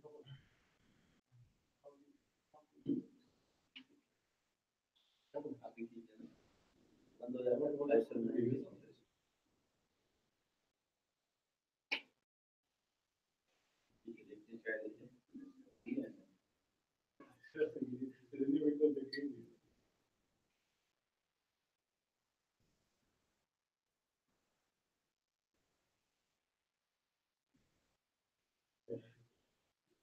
MNRE ने टास्क फोर्स बना दिया. उसमें आईटी रुकी को भी रखा है और आईटी जो उसके आईटी जरी ये भी भोपाल वाला भी है. मौलाना आजाद हमारा आईटी कम कर रहा है.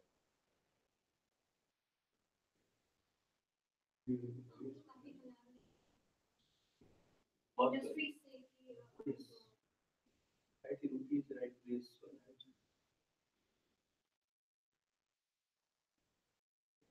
And that is completely not in this 75 years now. My mind, like, half time, the mic half time, this one is completely lost.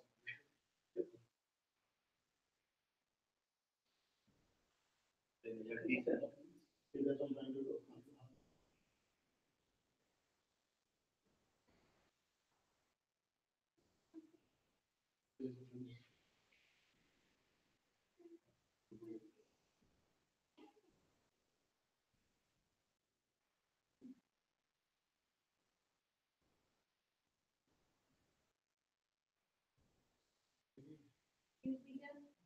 Yes.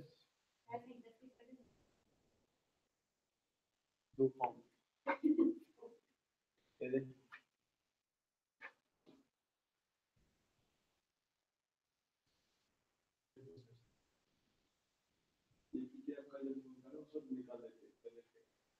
Presentation on कर आपका फोटो आ जाएगा.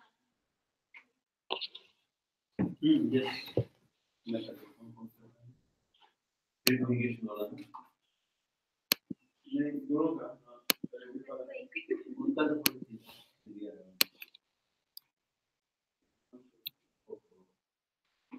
इसको पर animation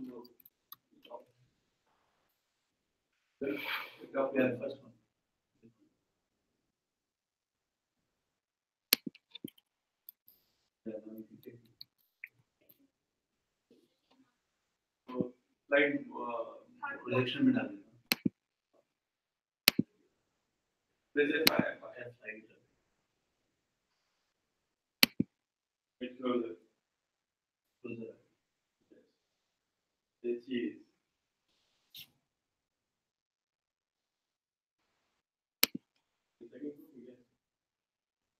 Shall we go for tea, sir? Yes, please. Yes, yes. Huh? Yeah. Huh? Huh? Can we go? हाँ कितना? I brought a flex for you actually. What you bought for me? एक flex लाया हूँ मैं आपके लिए. Flex, flex क्या? It is हमारे स्टूडेंट्स ने ट्रिब्यूट दिया है स्किल के लिए. क्या नाम? वाट के जेम्स वाट के लिए ट्रिब्यूट है. हाँ. छोटा सा फ्लेक्स है. मैं नीचे रिसेप्शन पे दे दिया है आपके लिए. Oh, okay. That's for you. Thank you very much. When you send it? I try before the deadline, you know.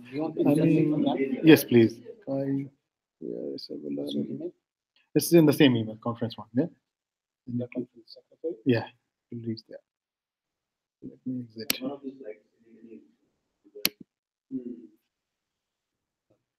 You send it? I upload all of them in Drive, and like here, it should be.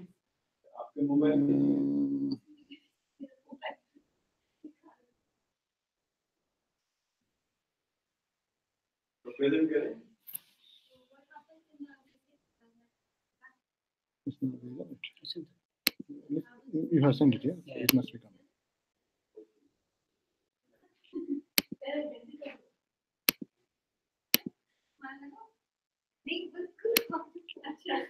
Send to this one. I tell you new email ID. Gmail is faster. ASH. Look at it.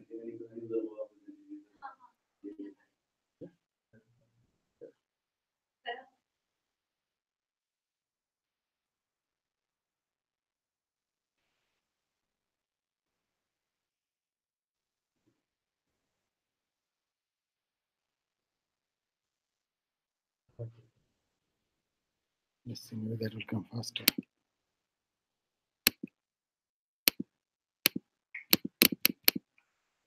Maybe it's how is it heavy? Okay. Sorry about it. Is it yours? No, it's some. It's a WeTransfer.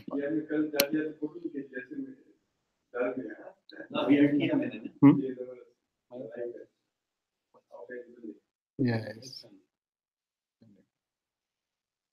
Let's see which one coming first.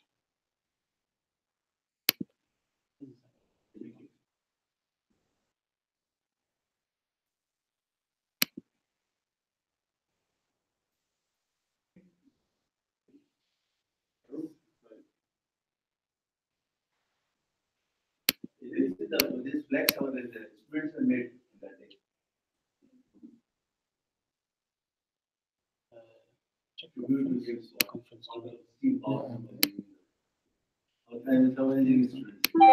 Yeah, no, okay.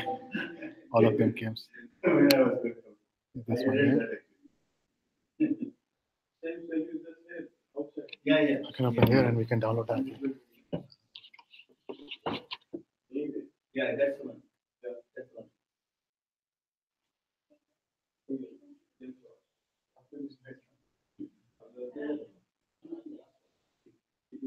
Got it? Got it? It was in the mail.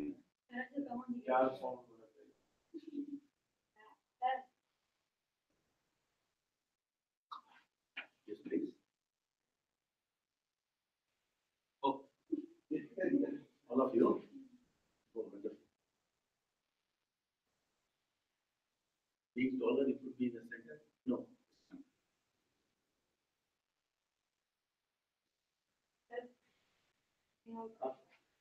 All of you. All of us.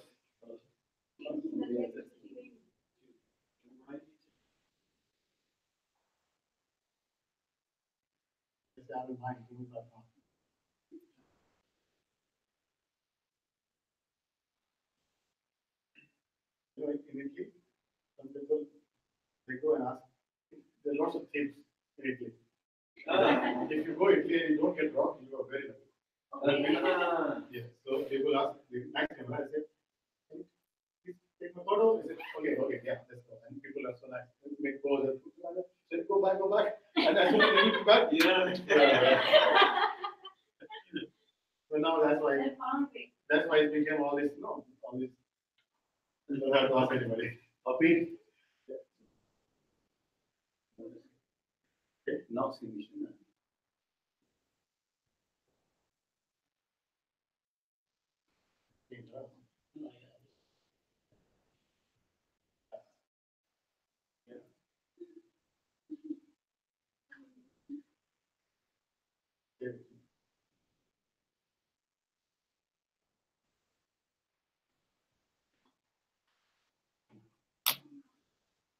Now he has something. Yeah.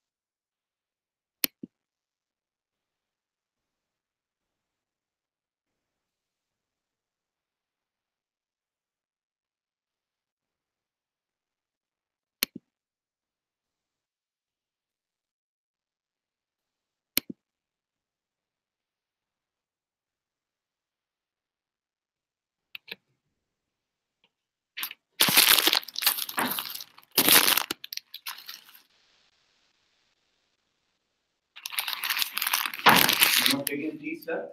I did. You're not taking tea? I brought it here.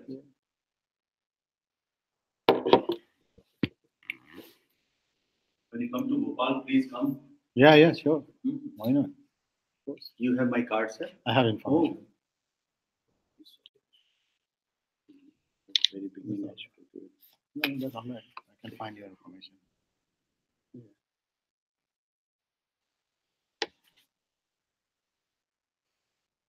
The other author is Anil Kumar. This is another Anil Kumar, isn't it? Huh? He's He's another- another Anil Kumar. Actually, he's from ministry. From the renewable energy ministry. I was also 30 years in the ministry. Minari? Not MNRE, Ministry of Power. MOP. I was director of NTPC. I did my PhD with Then I Professor. came to academics बाद में आ गया। I did my PhD with Professor Soda. अरे soda साहब के साथ में great यार, क्या बात कर रहे हैं? सोडा साहब हमारे मित्रों में से IIT दिल्ली से ही, IIT दिल्ली में I didn't. I forgot to tell फिर you. इसका नाग फिर इंदौर चले गए थे, इंदौर में भी आए। मैं भी लखनऊ से हूँ ना। अच्छा आप लखनऊ से। सोडा साहब की MP वर्मा जी उनके साथ में. You know MP Verma? हाँ। So he used to work with him at the time Lucknow University. अभी मेरी मुलाकात नहीं हुई उससे काफी दिनों से. अभी काफी दिनों से मुलाकात नहीं हुई. आज का फोन लगा देंगे। This time I will go and meet. World is so small, sir.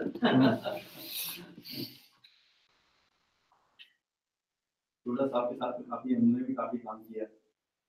उधर SPC को जानते होंगे? Of course. हाँ जानता हूँ. इंदौर वाले? हाँ मिला हूँ मैं. आजकल कहाँ पर पोस्टिंग कहाँ है आपकी? मैं sir Coventry University. Coventry. Coventry. हाँ. There you working as senior scientist or you are working there? मैं मेरा प्रोफाइल यहाँ पे दो तरीके का प्रोफाइल होते हैं. या तो if you're in academia, then you can go like assistant lecturer, senior lecturer, those kind of. Or if you're in research, then you are in research. So मेरा grade principal lecturer का. It's like hopefully end of year I will become leader. Hopefully I need to apply for promotion. They are all still downstairs. They are all still downstairs. Yeah. Making coffee. Yeah, they will be coming in. I need to. I can give a sound. Yeah, I can give it. Yeah.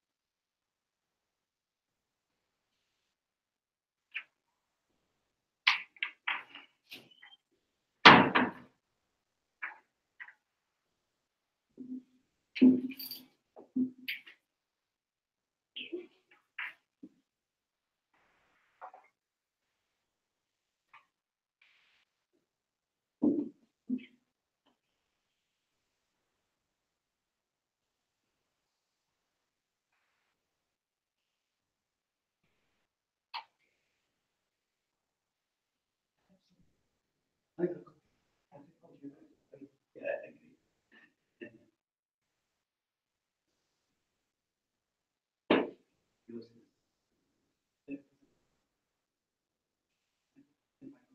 yeah.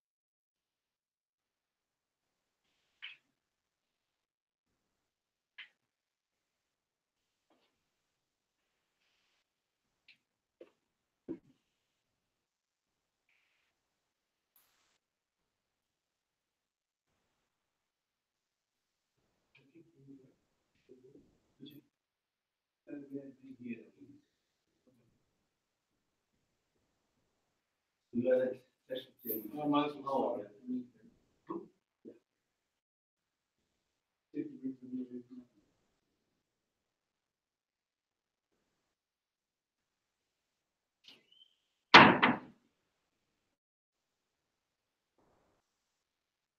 I skipped most of my slides and come to that.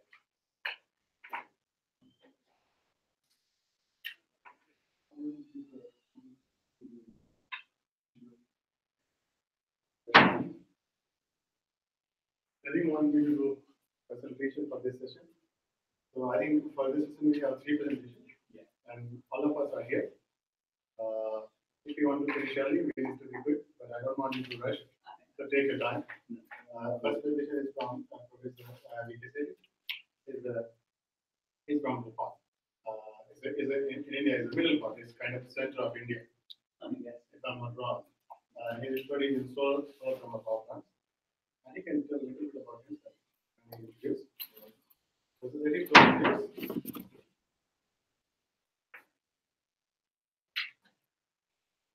Good afternoon. My name is Dr. Sethi. I'm Vice Chancellor of a private university now. Earlier, I'm Vice Chancellor of Federal University. I've worked about 30 years in the Ministry of Power, Government of India. My specialization is carbon capture, sequestration, and thermal solar power. But I'm a permanent member of the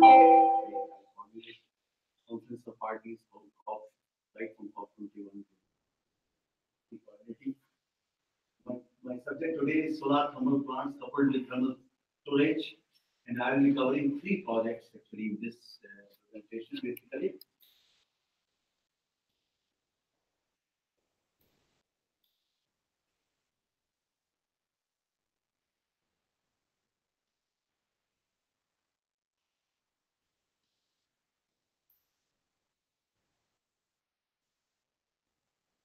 It's fine. This is a slide which is my students have sent just now to me. They wanted to pay tribute to James Watt, the father of steam thermal engineering, and they are MTech thermal students. They wanted to pay. They sent to me, so I added this to my slides. As far as climate change is concerned, this is at the time of COP22, this was presented, that we have declared to reduce greenhouse gas intensity by 33-35% by 2030. And we are planning to install 175 gigawatt of renewable power, 100 gigawatt solar out of which. And another important thing is that R&D in solar thermal is targeted towards 7 thermal storage. That's the aim. R&D is in solar thermal towards 24/7 thermal storage, and mainly towards coal substitution in power plants. We have about 67% of power generation because of coal. 350,000 megawatt. 350,000 megawatt. We have more than 60% generation, 67% generation because of coal.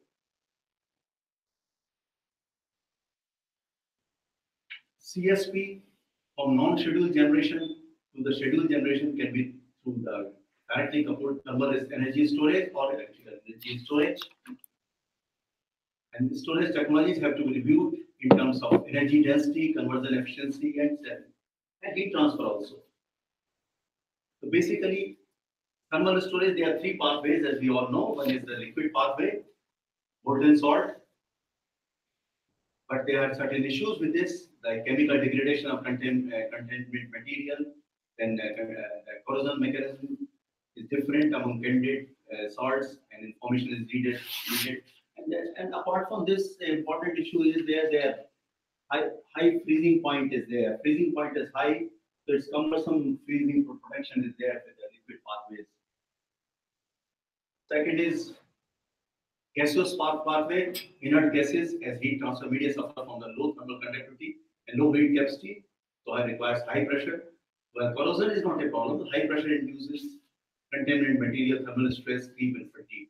Whereas the solid pathway, all these issues are not there. Solid pathway has no issues with the temperature, corrosion as with the tubes carrying molten salt, and also there is no need for the high temperature pumps, which are expensive.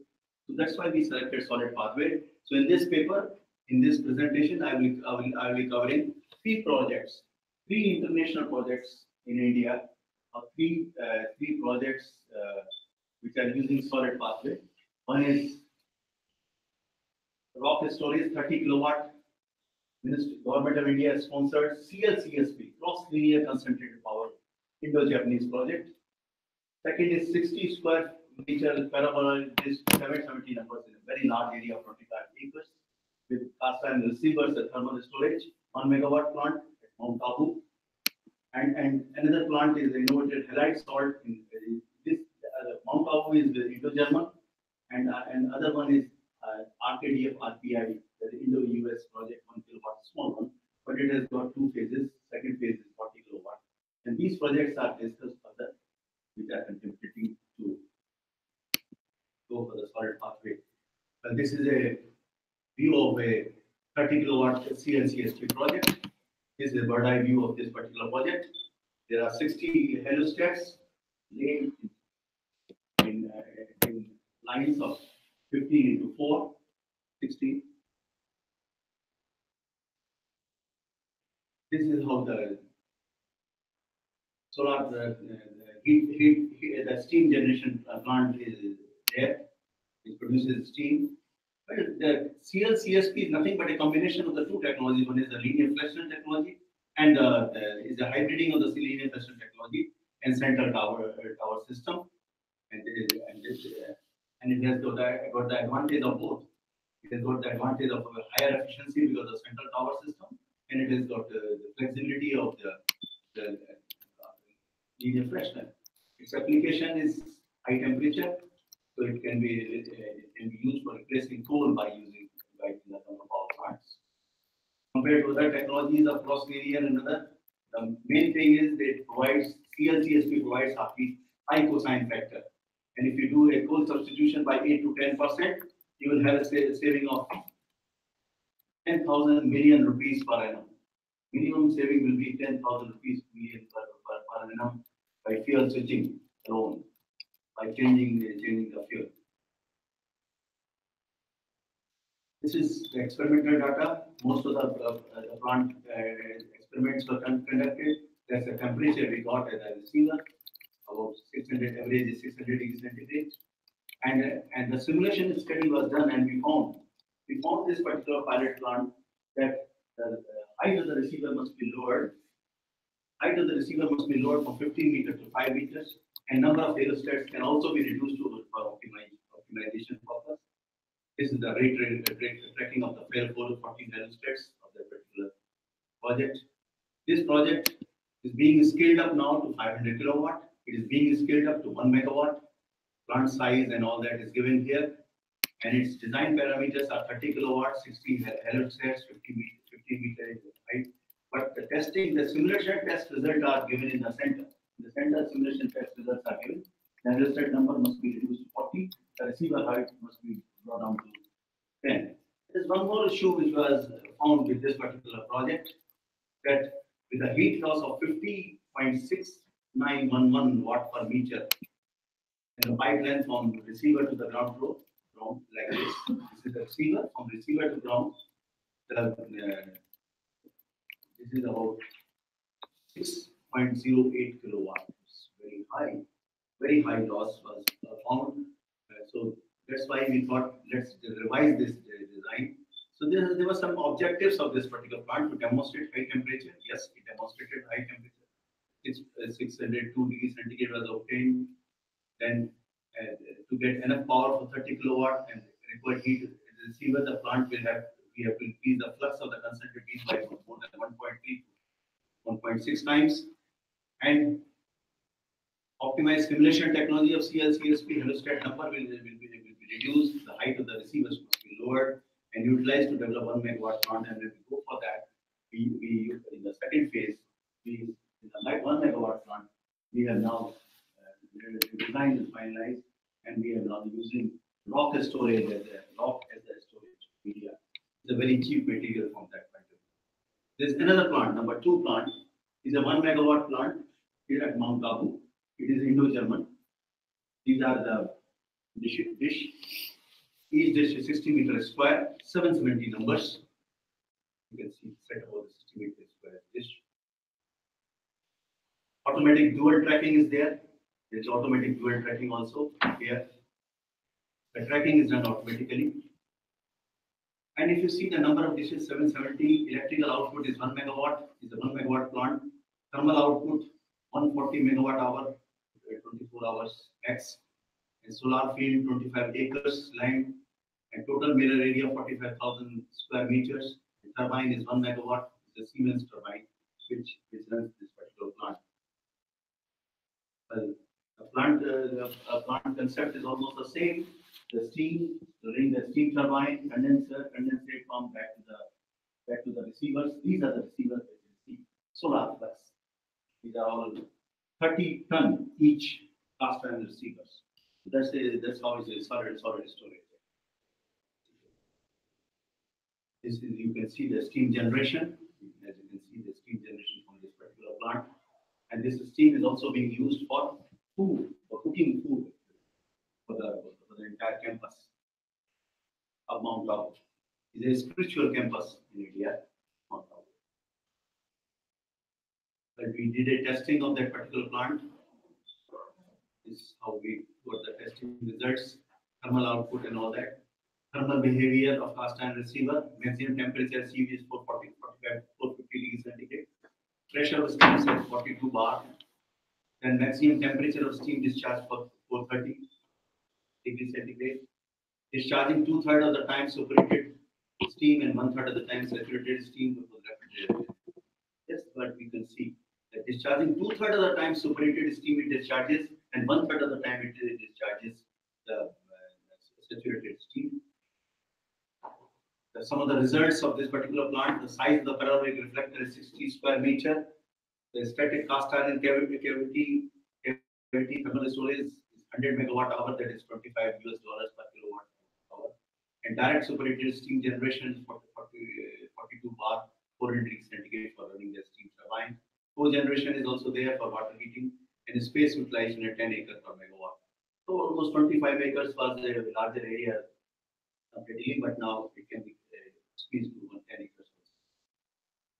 Then there is a third plant. There is another plant. So now you have seen two pilot projects. One with Indo-Japanese, that is CLCSP, cross linear constant solar. Second was your Indo-German plant, and this is in collaboration with RPI USA. That's my building where I sit. This is the plant here. There was 1 kilowatt. Now it's scaled up to 40 kilowatt actually now. The focal point heating without the salt.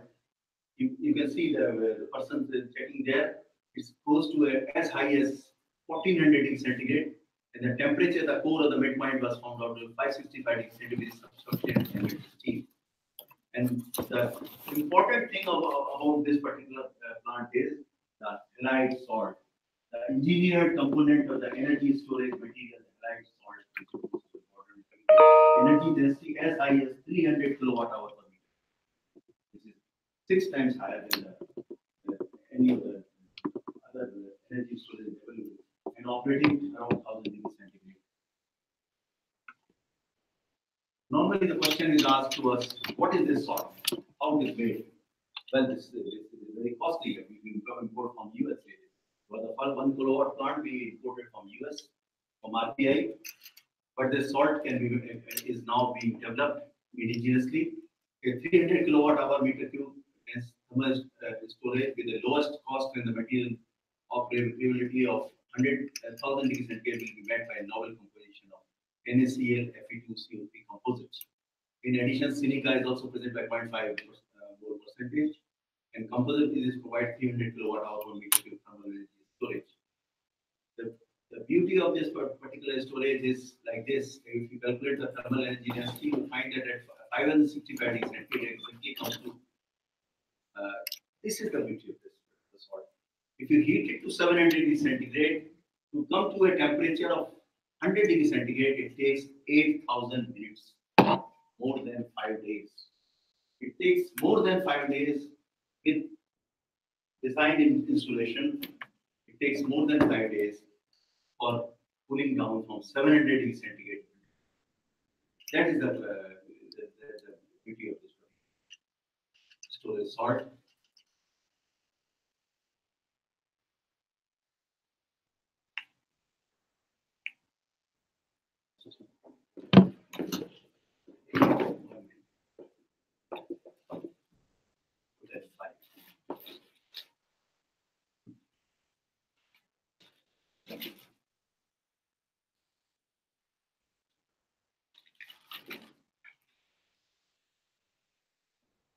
Here,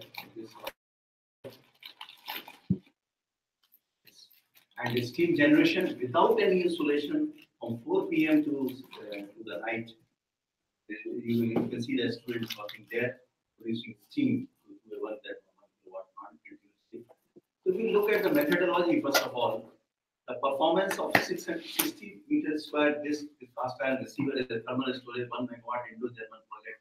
Take that first one. We find that methodology adopted is based on elaborate instrumentation. The testing is based on elaborate instrumentation and data logger and cast iron receiver shells, an entire power cycle for determination of overall loading efficiency as well as plant load factor of power generation for determination turbine heat rate. Second project methodology was, second project is MNRE sponsored CLCSP project, Indo-Japanese. In the Indo-Japanese project, the simulation technology has been used.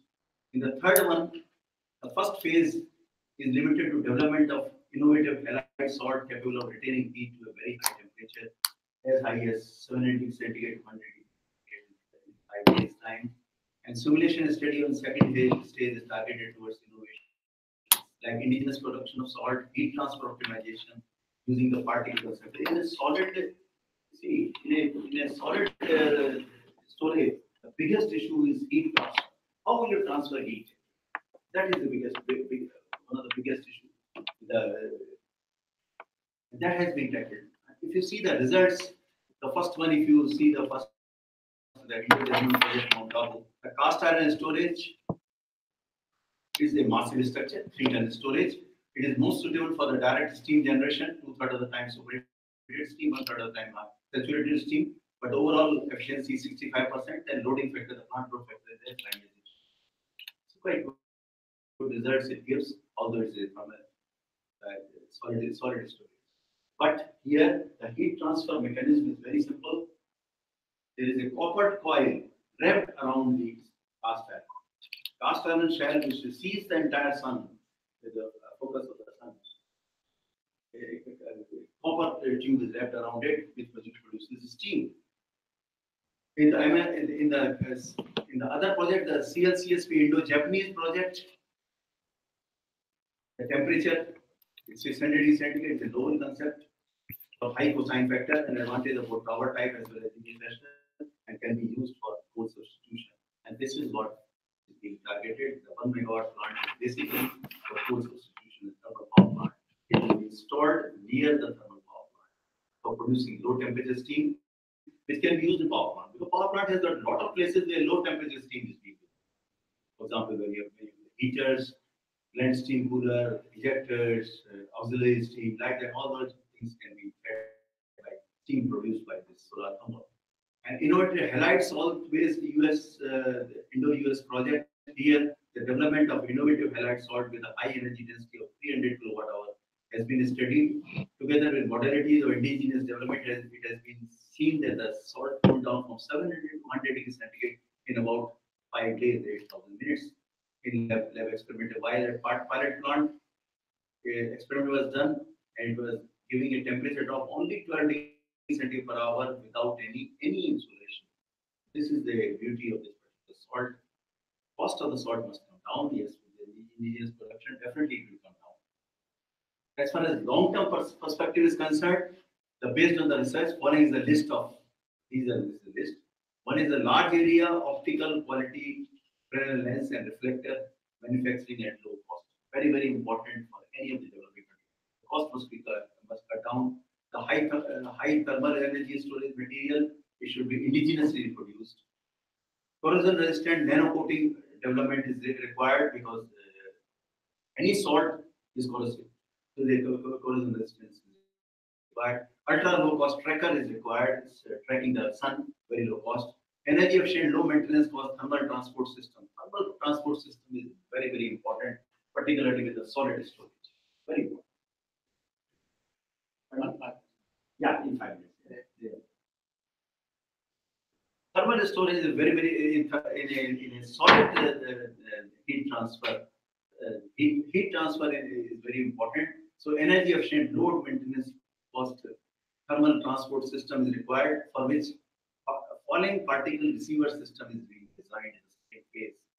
Falling particle by fluidized particles. Fluidized particles, they carry heat actually. And the R&D priority of solid heat transfer is production of solar fuel like hydrogen, solarite, saturated, superheated CO2, and application of carbon capture and sequestration is also there. You know, the solar thermal has got another new application nowadays. Whenever you capture carbon dioxide in a power plant from a flue gas stream, whenever you capture the, in MES solvent, you require steam to be provided to MES solvent for regeneration. So regeneration of solvent is a very, very important aspect. So for regeneration, this solar thermal plant can be used, and selection of economic power generation options like steam turbine, EPV, or thermoelectric, or thermal, whatever. As far as the way forward is concerned, last we will 2 slides only. Within the particle-based pathway, although many components are matured and have been developed by the industry, the unique application of solarized superheated CO2 system with high temperature as CO2 pressures offers unique heat transfer challenge. In addition, heating the particle with concentrated sunlight poses another challenge. Flow control, containment, erosion, and all that. So innovative approach is needed. This innovative approach, particularly for in the second phase, what we are doing with the halide salt, is falling particle selection is very, very important. Improve particle durability, identify particles that are less abrasive, identify and test new low cost particles that are significantly less than $1 a kg, and 10 particles also, but they are abrasive. Increase solar absorption of particles while minimizing thermal resistance. So falling particle system with integrated storage is a very, very, very, very good concept which is being adopted in the second phase of this using the halide salt. CSP industries R&D priorities today.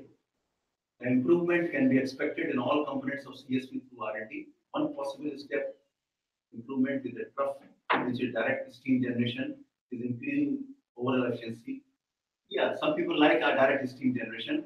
Phase change materials create often novel options for storage with halide with high density. Will pave way for the halide salt with high energy density will pave way for the high energy storage, and this is a pathway for CLCSP. The CLCSP has got large number of options suggested here, producing solar hydrogen, producing CO2 for the sequestration. On the concluding slide, come to the last slide. In this paper, a promising research directions have been proposed in selection of 5 thermal energy storage using solid pathway. And there are 3 things which we have suggested. One is like three pilot projects which we covered. One is a cast iron with 16-hour thermal storage. Second is rock LCSP, and halide salt with 24/7 thermal. Option for high storage in excess of 670 centigrade using innovative halide salt with high energy density has been advocated. A linear cross area CSP for full substitution and production of solar fuel such as hydrogen and other energy barriers. Take several roads. This paper also points towards the need of R&D in the new falling salt. Falling salt particles means fluidized bed technology for transfer of heat, being adopted, which is already going on jointly with RBI, US Rensselaer for you very much for this paper. I thank my collaborator, RPI of person from Ministry of New and Renewable Energy, my co-author, Anil Kumar, is from Ministry of New and Renewable Energy. They are sponsoring all these projects and funding the projects. We can take question now or afterwards. You want to ask any question? You can ask now. What are the composition of hydrogen? Composition I have given you. Composition.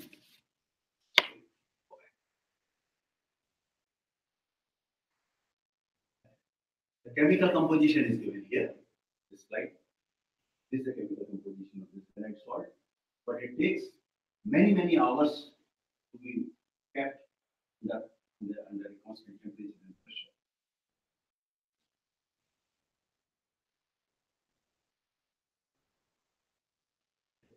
Advantage of particle salt is corrosion is less than it is without any no melting is observed even at 1400 degrees centigrade. If you focus by a parallel lens, there's no melting is seen, as you can see here.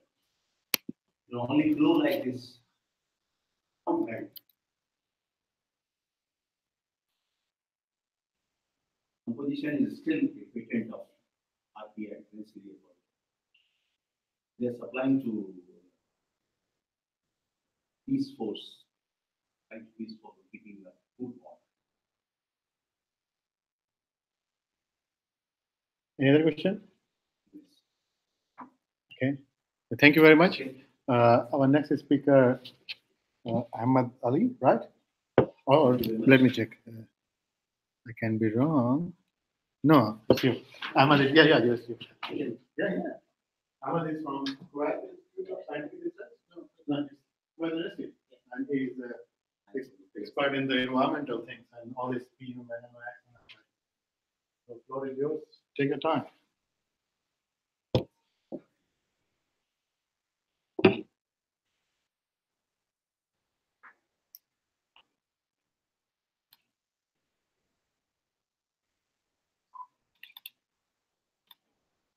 Good afternoon, everyone. My name is Ahmed Ali. Today I'll be presenting to you the work we conducted trying to find the best fuel mix for reducing NOx emissions that conducted from all plants. I'm from Kuwait University. This study offered to Gordon Martin and the contents of this presentation. First, I'll talk about an introduction and motivation of this project, and then follow up with the methods, the problem statement, basically what we are trying to solve, the data collection and analysis process, and then I'll talk to you about the definition of each of the four scenarios we conducted, and then I'll show you the results, which are going to be divided into four main parts: fuel consumption, energy cost, energy growth, and then the NOx emissions of each of those scenarios, and finally the atmospheric conversion of the conclusion recommendations, and finally with the future. So the renewable energy infrastructure has been conditioned to depend on fossil fuels for energy generation for a while now.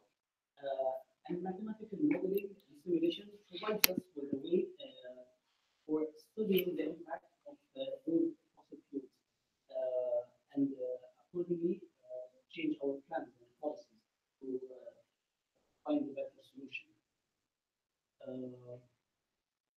The natural gas consumption specifically has risen almost like 3 times from 2005 to 2016 in Kuwait, and no study has been conducted that investigates what the impact of this increase in natural gas consumption could be. And so we decided to investigate this impact, focusing solely on the NOx emissions that could be the result of those natural gas consumption. This is a map of Kuwait which shows the 5 power plants. They all consume 4 types of fuel, all fossil fuels: natural gas, gas oil, crude oil, and heavy fuel oil. The power plants are all specifically located because they are also desalination plants. We call them units. They simultaneously produce electricity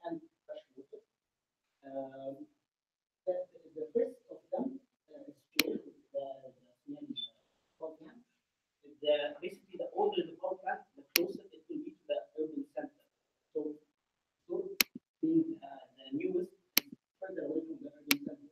So this creates a problem, as you might well imagine, that because Shoreditch are very close to the urban city center, they would pose a problem to the residential areas.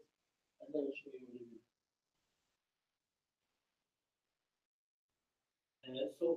We collected the study basically focused was a few episode, which reflected the hydrogen power demand in the summer, June, July, and August.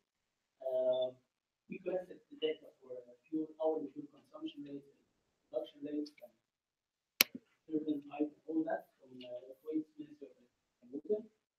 Emissions inventory was prepared using the AP42 documentation by the US Environmental Agency. Airmove was used to simulate the dispersion of NOx over the study area, which using 1 kilometer square grids around 15,000 sectors. That basically cover up most of the urban area. So the scenario is basically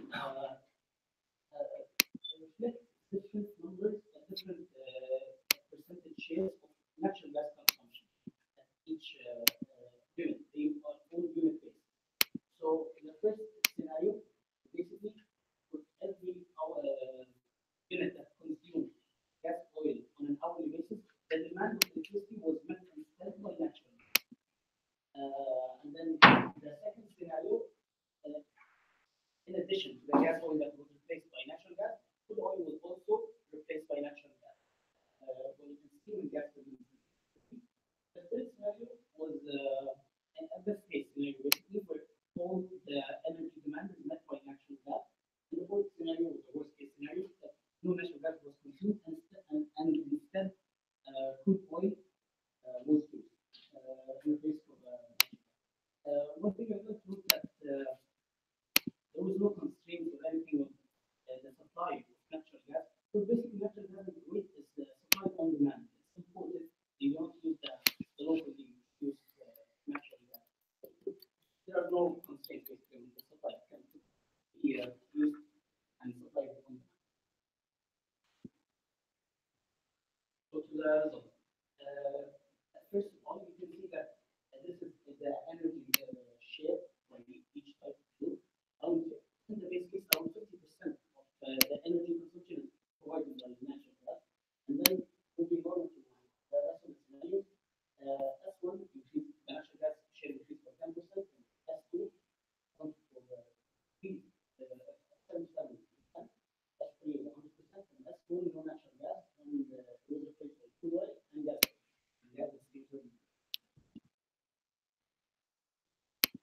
This is reflected on the energy cost, which was in the base case, natural gas accounted for 40% of the energy cost, and then this changed to each month by each scenario. You can see that S3 on natural gas is the only fuel consumed at power plant. Fuel cost was reduced by almost 9% with the amount of use, considering that the average fuel cost per month stood at $1,200 million. So that's at least $120 million in savings due to natural gas reliance. NOx emissions showed similar results, considering the change in the natural gas consumption rate. Obviously, gas remains made up most of the NOx emissions in the base case, and this is how we change from this scenario.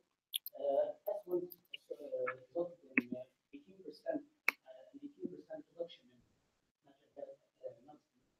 S2 27%.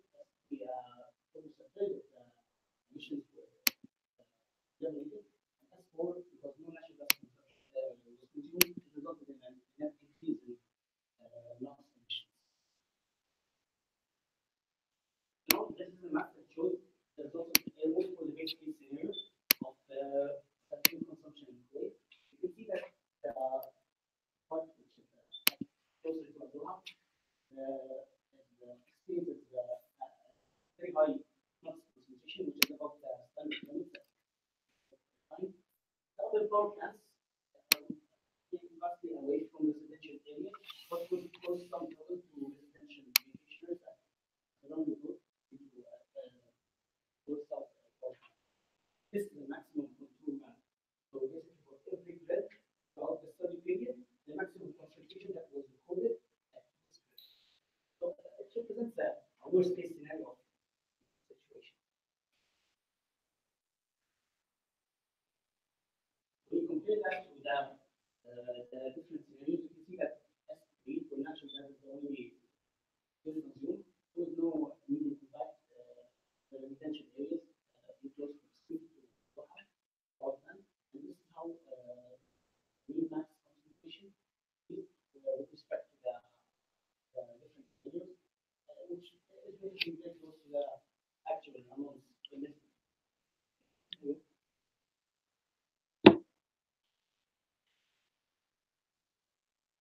In conclusion, natural gas penetration has the potential to reduce NOx emissions by almost a third when it's the only fuel consumed in power plants. And from supply point of view, this is possible because there is no demand, and this would result in a total fuel cost by as much as 9%.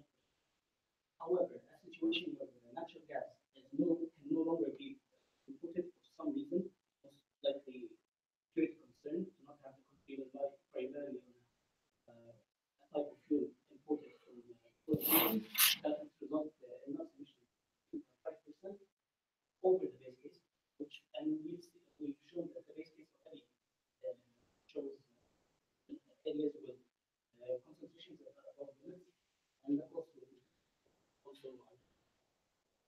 In future work, the fact that waste power production facilities are unique in a sense that we could produce electricity would have to produce water devices, but water demand is mostly constant throughout the year, whereas the electricity demand increases during summer season where full of air conditioning and all that.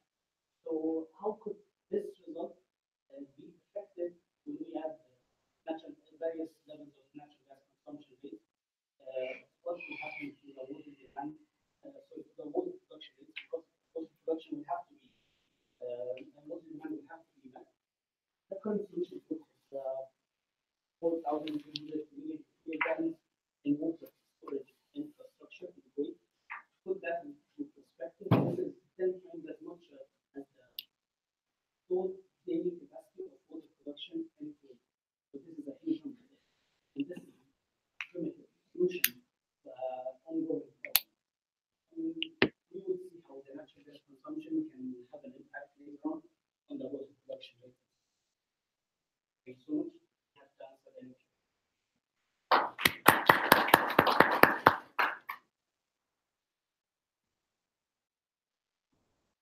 So will you just only tested the end solution? No, yeah. The title is from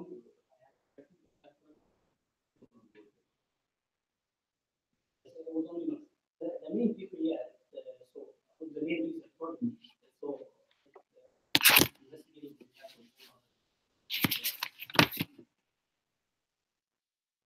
Any other question? No? Thank you, Ali. Thanks so much.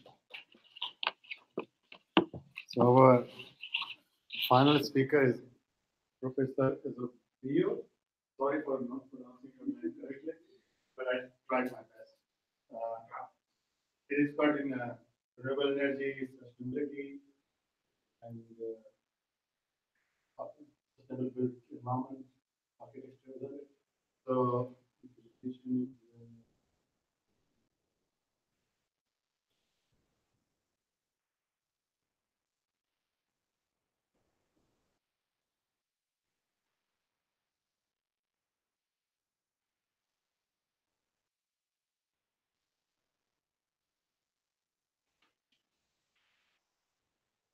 Okay.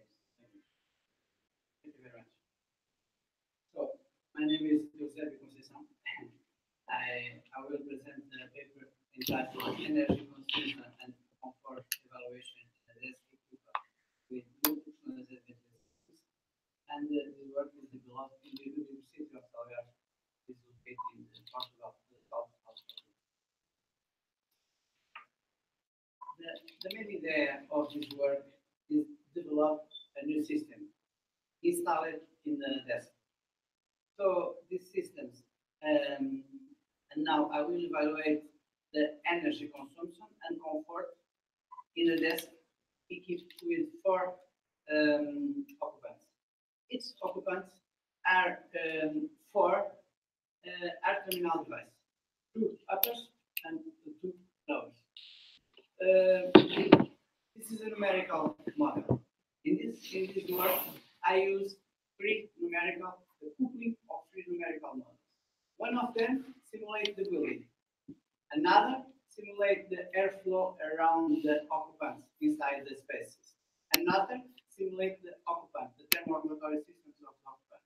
So the coupling, it's possible to calculate all the variables, the influence of the air, the environmental variables in the occupants and the occupants in the spaces. I make 2 simulations, winter and summer conditions. And I will evaluate the energy consumption, air velocity around the occupant, air temperature, drop risks, thermal comfort, air quality, and a new parameter is the air distribution index. This is a very important parameter that incorporates different kinds of parameters and is beautiful to use and to evaluate simultaneous air quality and comfort and efficiency. So, the numerical model that simulates the human thermal comfort is used to evaluate the thermal comfort and local discomfort that the occupant is using. This numerical model is divided in 4 parts. Human thermal body systems that incorporate the body, the blood, the different components of the body. The thermoregulatory systems that control all temperatures in the body. The clothing systems that simulate all slices for the clothing. And another that evaluate the thermal comfort and local discomfort. This part uses the thermoreceptors that is placed in the whole body. Each occupant is divided in 45 cylindrical elements and 1 spherical element. All elements is divided in 4 parts: 4 muscle, fat, and skin, and all of them is divided in different slices. Also, the model considers the clothing layers, different clothing layers in order to different clothing. Another model is a typical CFD. This is also developed in the University of Algarve, and this evaluates the airflow inside the spaces and around the body.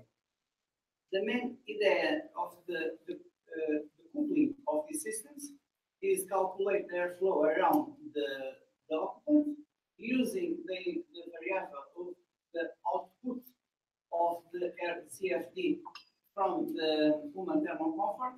After the human thermal comfort evaluate the different temperatures, the CFD uses the different temperatures, and they are the coupling systems and just calculate the final. Another model is the building thermal behavior that is using the opaque surfaces, transparent surfaces, interior surfaces, and air and other properties inside the spaces. So this is used only to calculate all variables. In these simulations, I using a square desk with 4 occupants, 2 terminal devices located above, upstairs, and 2 downstairs. So to evaluate, I will use it for supply air desk, and exhaust air located in the central ceiling. So this is the numerical simulations. Its occupant, I using for its occupant air velocity of 1, 2, 3, and 4. All occupants are different air velocities, and I will simulate the winter and summer. To show some results, I will use vertical and horizontal plans. So the CFD calculate all variables, but for show, I show you one vertical plans that is associated the upper air terminal device, low vertical plan that is associated the lower vertical device.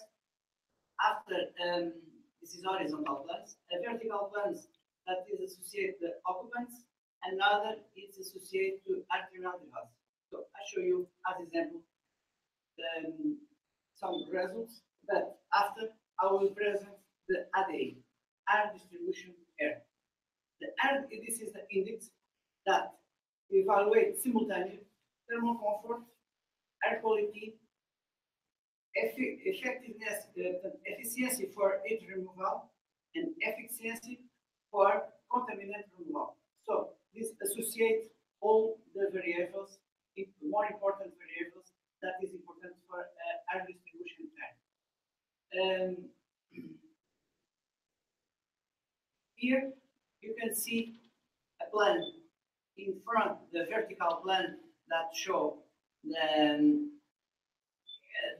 air terminal device uppers and lowers, and this plan show the airflow in the section, in the middle section of the occupants and the exhaust air. This is two vertical plans to show the philosophy used in the simulations. Another is horizontal plans that sets the upper section and lower sections. So you can see this occupant is subject to 1 meter per second, 2 meters per second, 3 meters per second, and 4 meters per second. This is the air velocity in the air terminal device.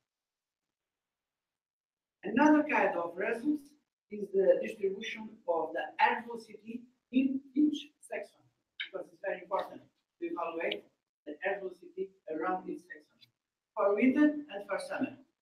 So these informations can optimize the positions of the air terminal device. You can see what is the best to reduce the air velocity, because the air velocity is the more important for draft in the people. So this is a very important parameter. Another parameter is the air temperature around the different sections. So the main idea is to remove the temperature from the body. So this is another kind of information. This is the temperature of the skin, the skin surfaces. And this is another parameter that is very important to evaluate what is the sensations that people are feeling. And this is what other important is the draft. So the draft is influenced by the air temperature, air velocity, and turbulence intensity.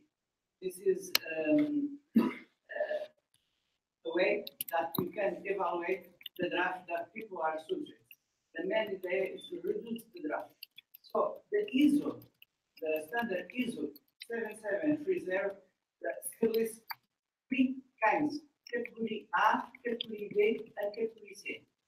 So the idea is to reduce the draft above the category C. So in the winter conditions, it's very complicated. But in summer conditions, it's possible. There are some points, but it's possible. Now I show the final results. So this is the information of the ADI for winter situation and the ADI for summer situations. So you can see that when the air velocity is lower, the ADI is higher. So this is the very important parameter to evaluate the best solutions that is selected. And if you verify that for winter conditions, the ADI is higher than ADI for summer conditions. So this is a very important. This ADI influence, they resume all the influence of all currents, all the internal currents. It is the best way to develop a new system and evaluate numerical what is the efficiency of the system, the air quality of the system, and the comfort of the system. So in conclusions, the best persuasive ventilation system developed is obtained when the air terminal device is 1 meter per second. And in winter and summer. The thermal comfort and air quality conditions is better in winter conditions than in summer conditions. And for an air terminal device with an air velocity of 1 meter per second, the drop risks, the draft is acceptable. Is higher in winter conditions than in summer conditions, and is higher in upper body sections than in lower body sections. So the lower power consumptions values are obtained for the air terminal device are 1 meter. So this is the best way to develop this system. In the future, I will use the same philosophy to develop a new kind of ventilations. Confluent jets is a new systems that will, in the corner of the spaces, is placed air ventilation systems that guarantee with the exhaust in the center that guarantee good thermal comfort and air quality with low local risks, because the higher air velocity is localized near the wall, where the people do not have to. Thank you very much.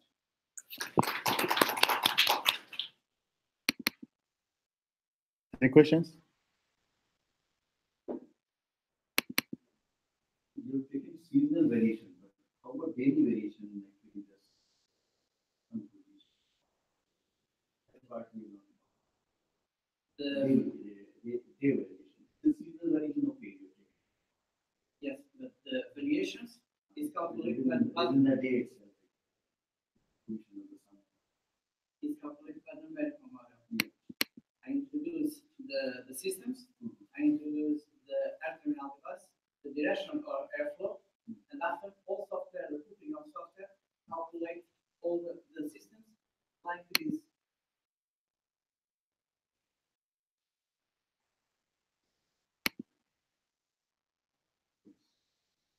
Is only the result of the numerical summation.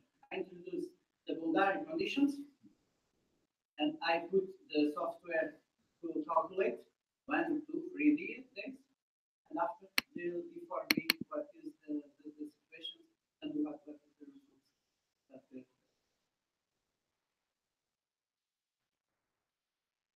Any other questions, please? Thank you very much. No, thank you very much. Let me check if what they're doing in the next room. They're still doing the last presentation, I think. They're still doing the last presentation. If you want to join, we can join them. Otherwise, there are drinks in the same reception area. We can start with drinks, and meantime, they will also finish and come down. And if you have to nominate somebody for the best paper, and the best poster, and best student paper, I will find the papers because they logged everything. So I will give you some papers. You can write down the names, and then we'll find who have the more number of nominations.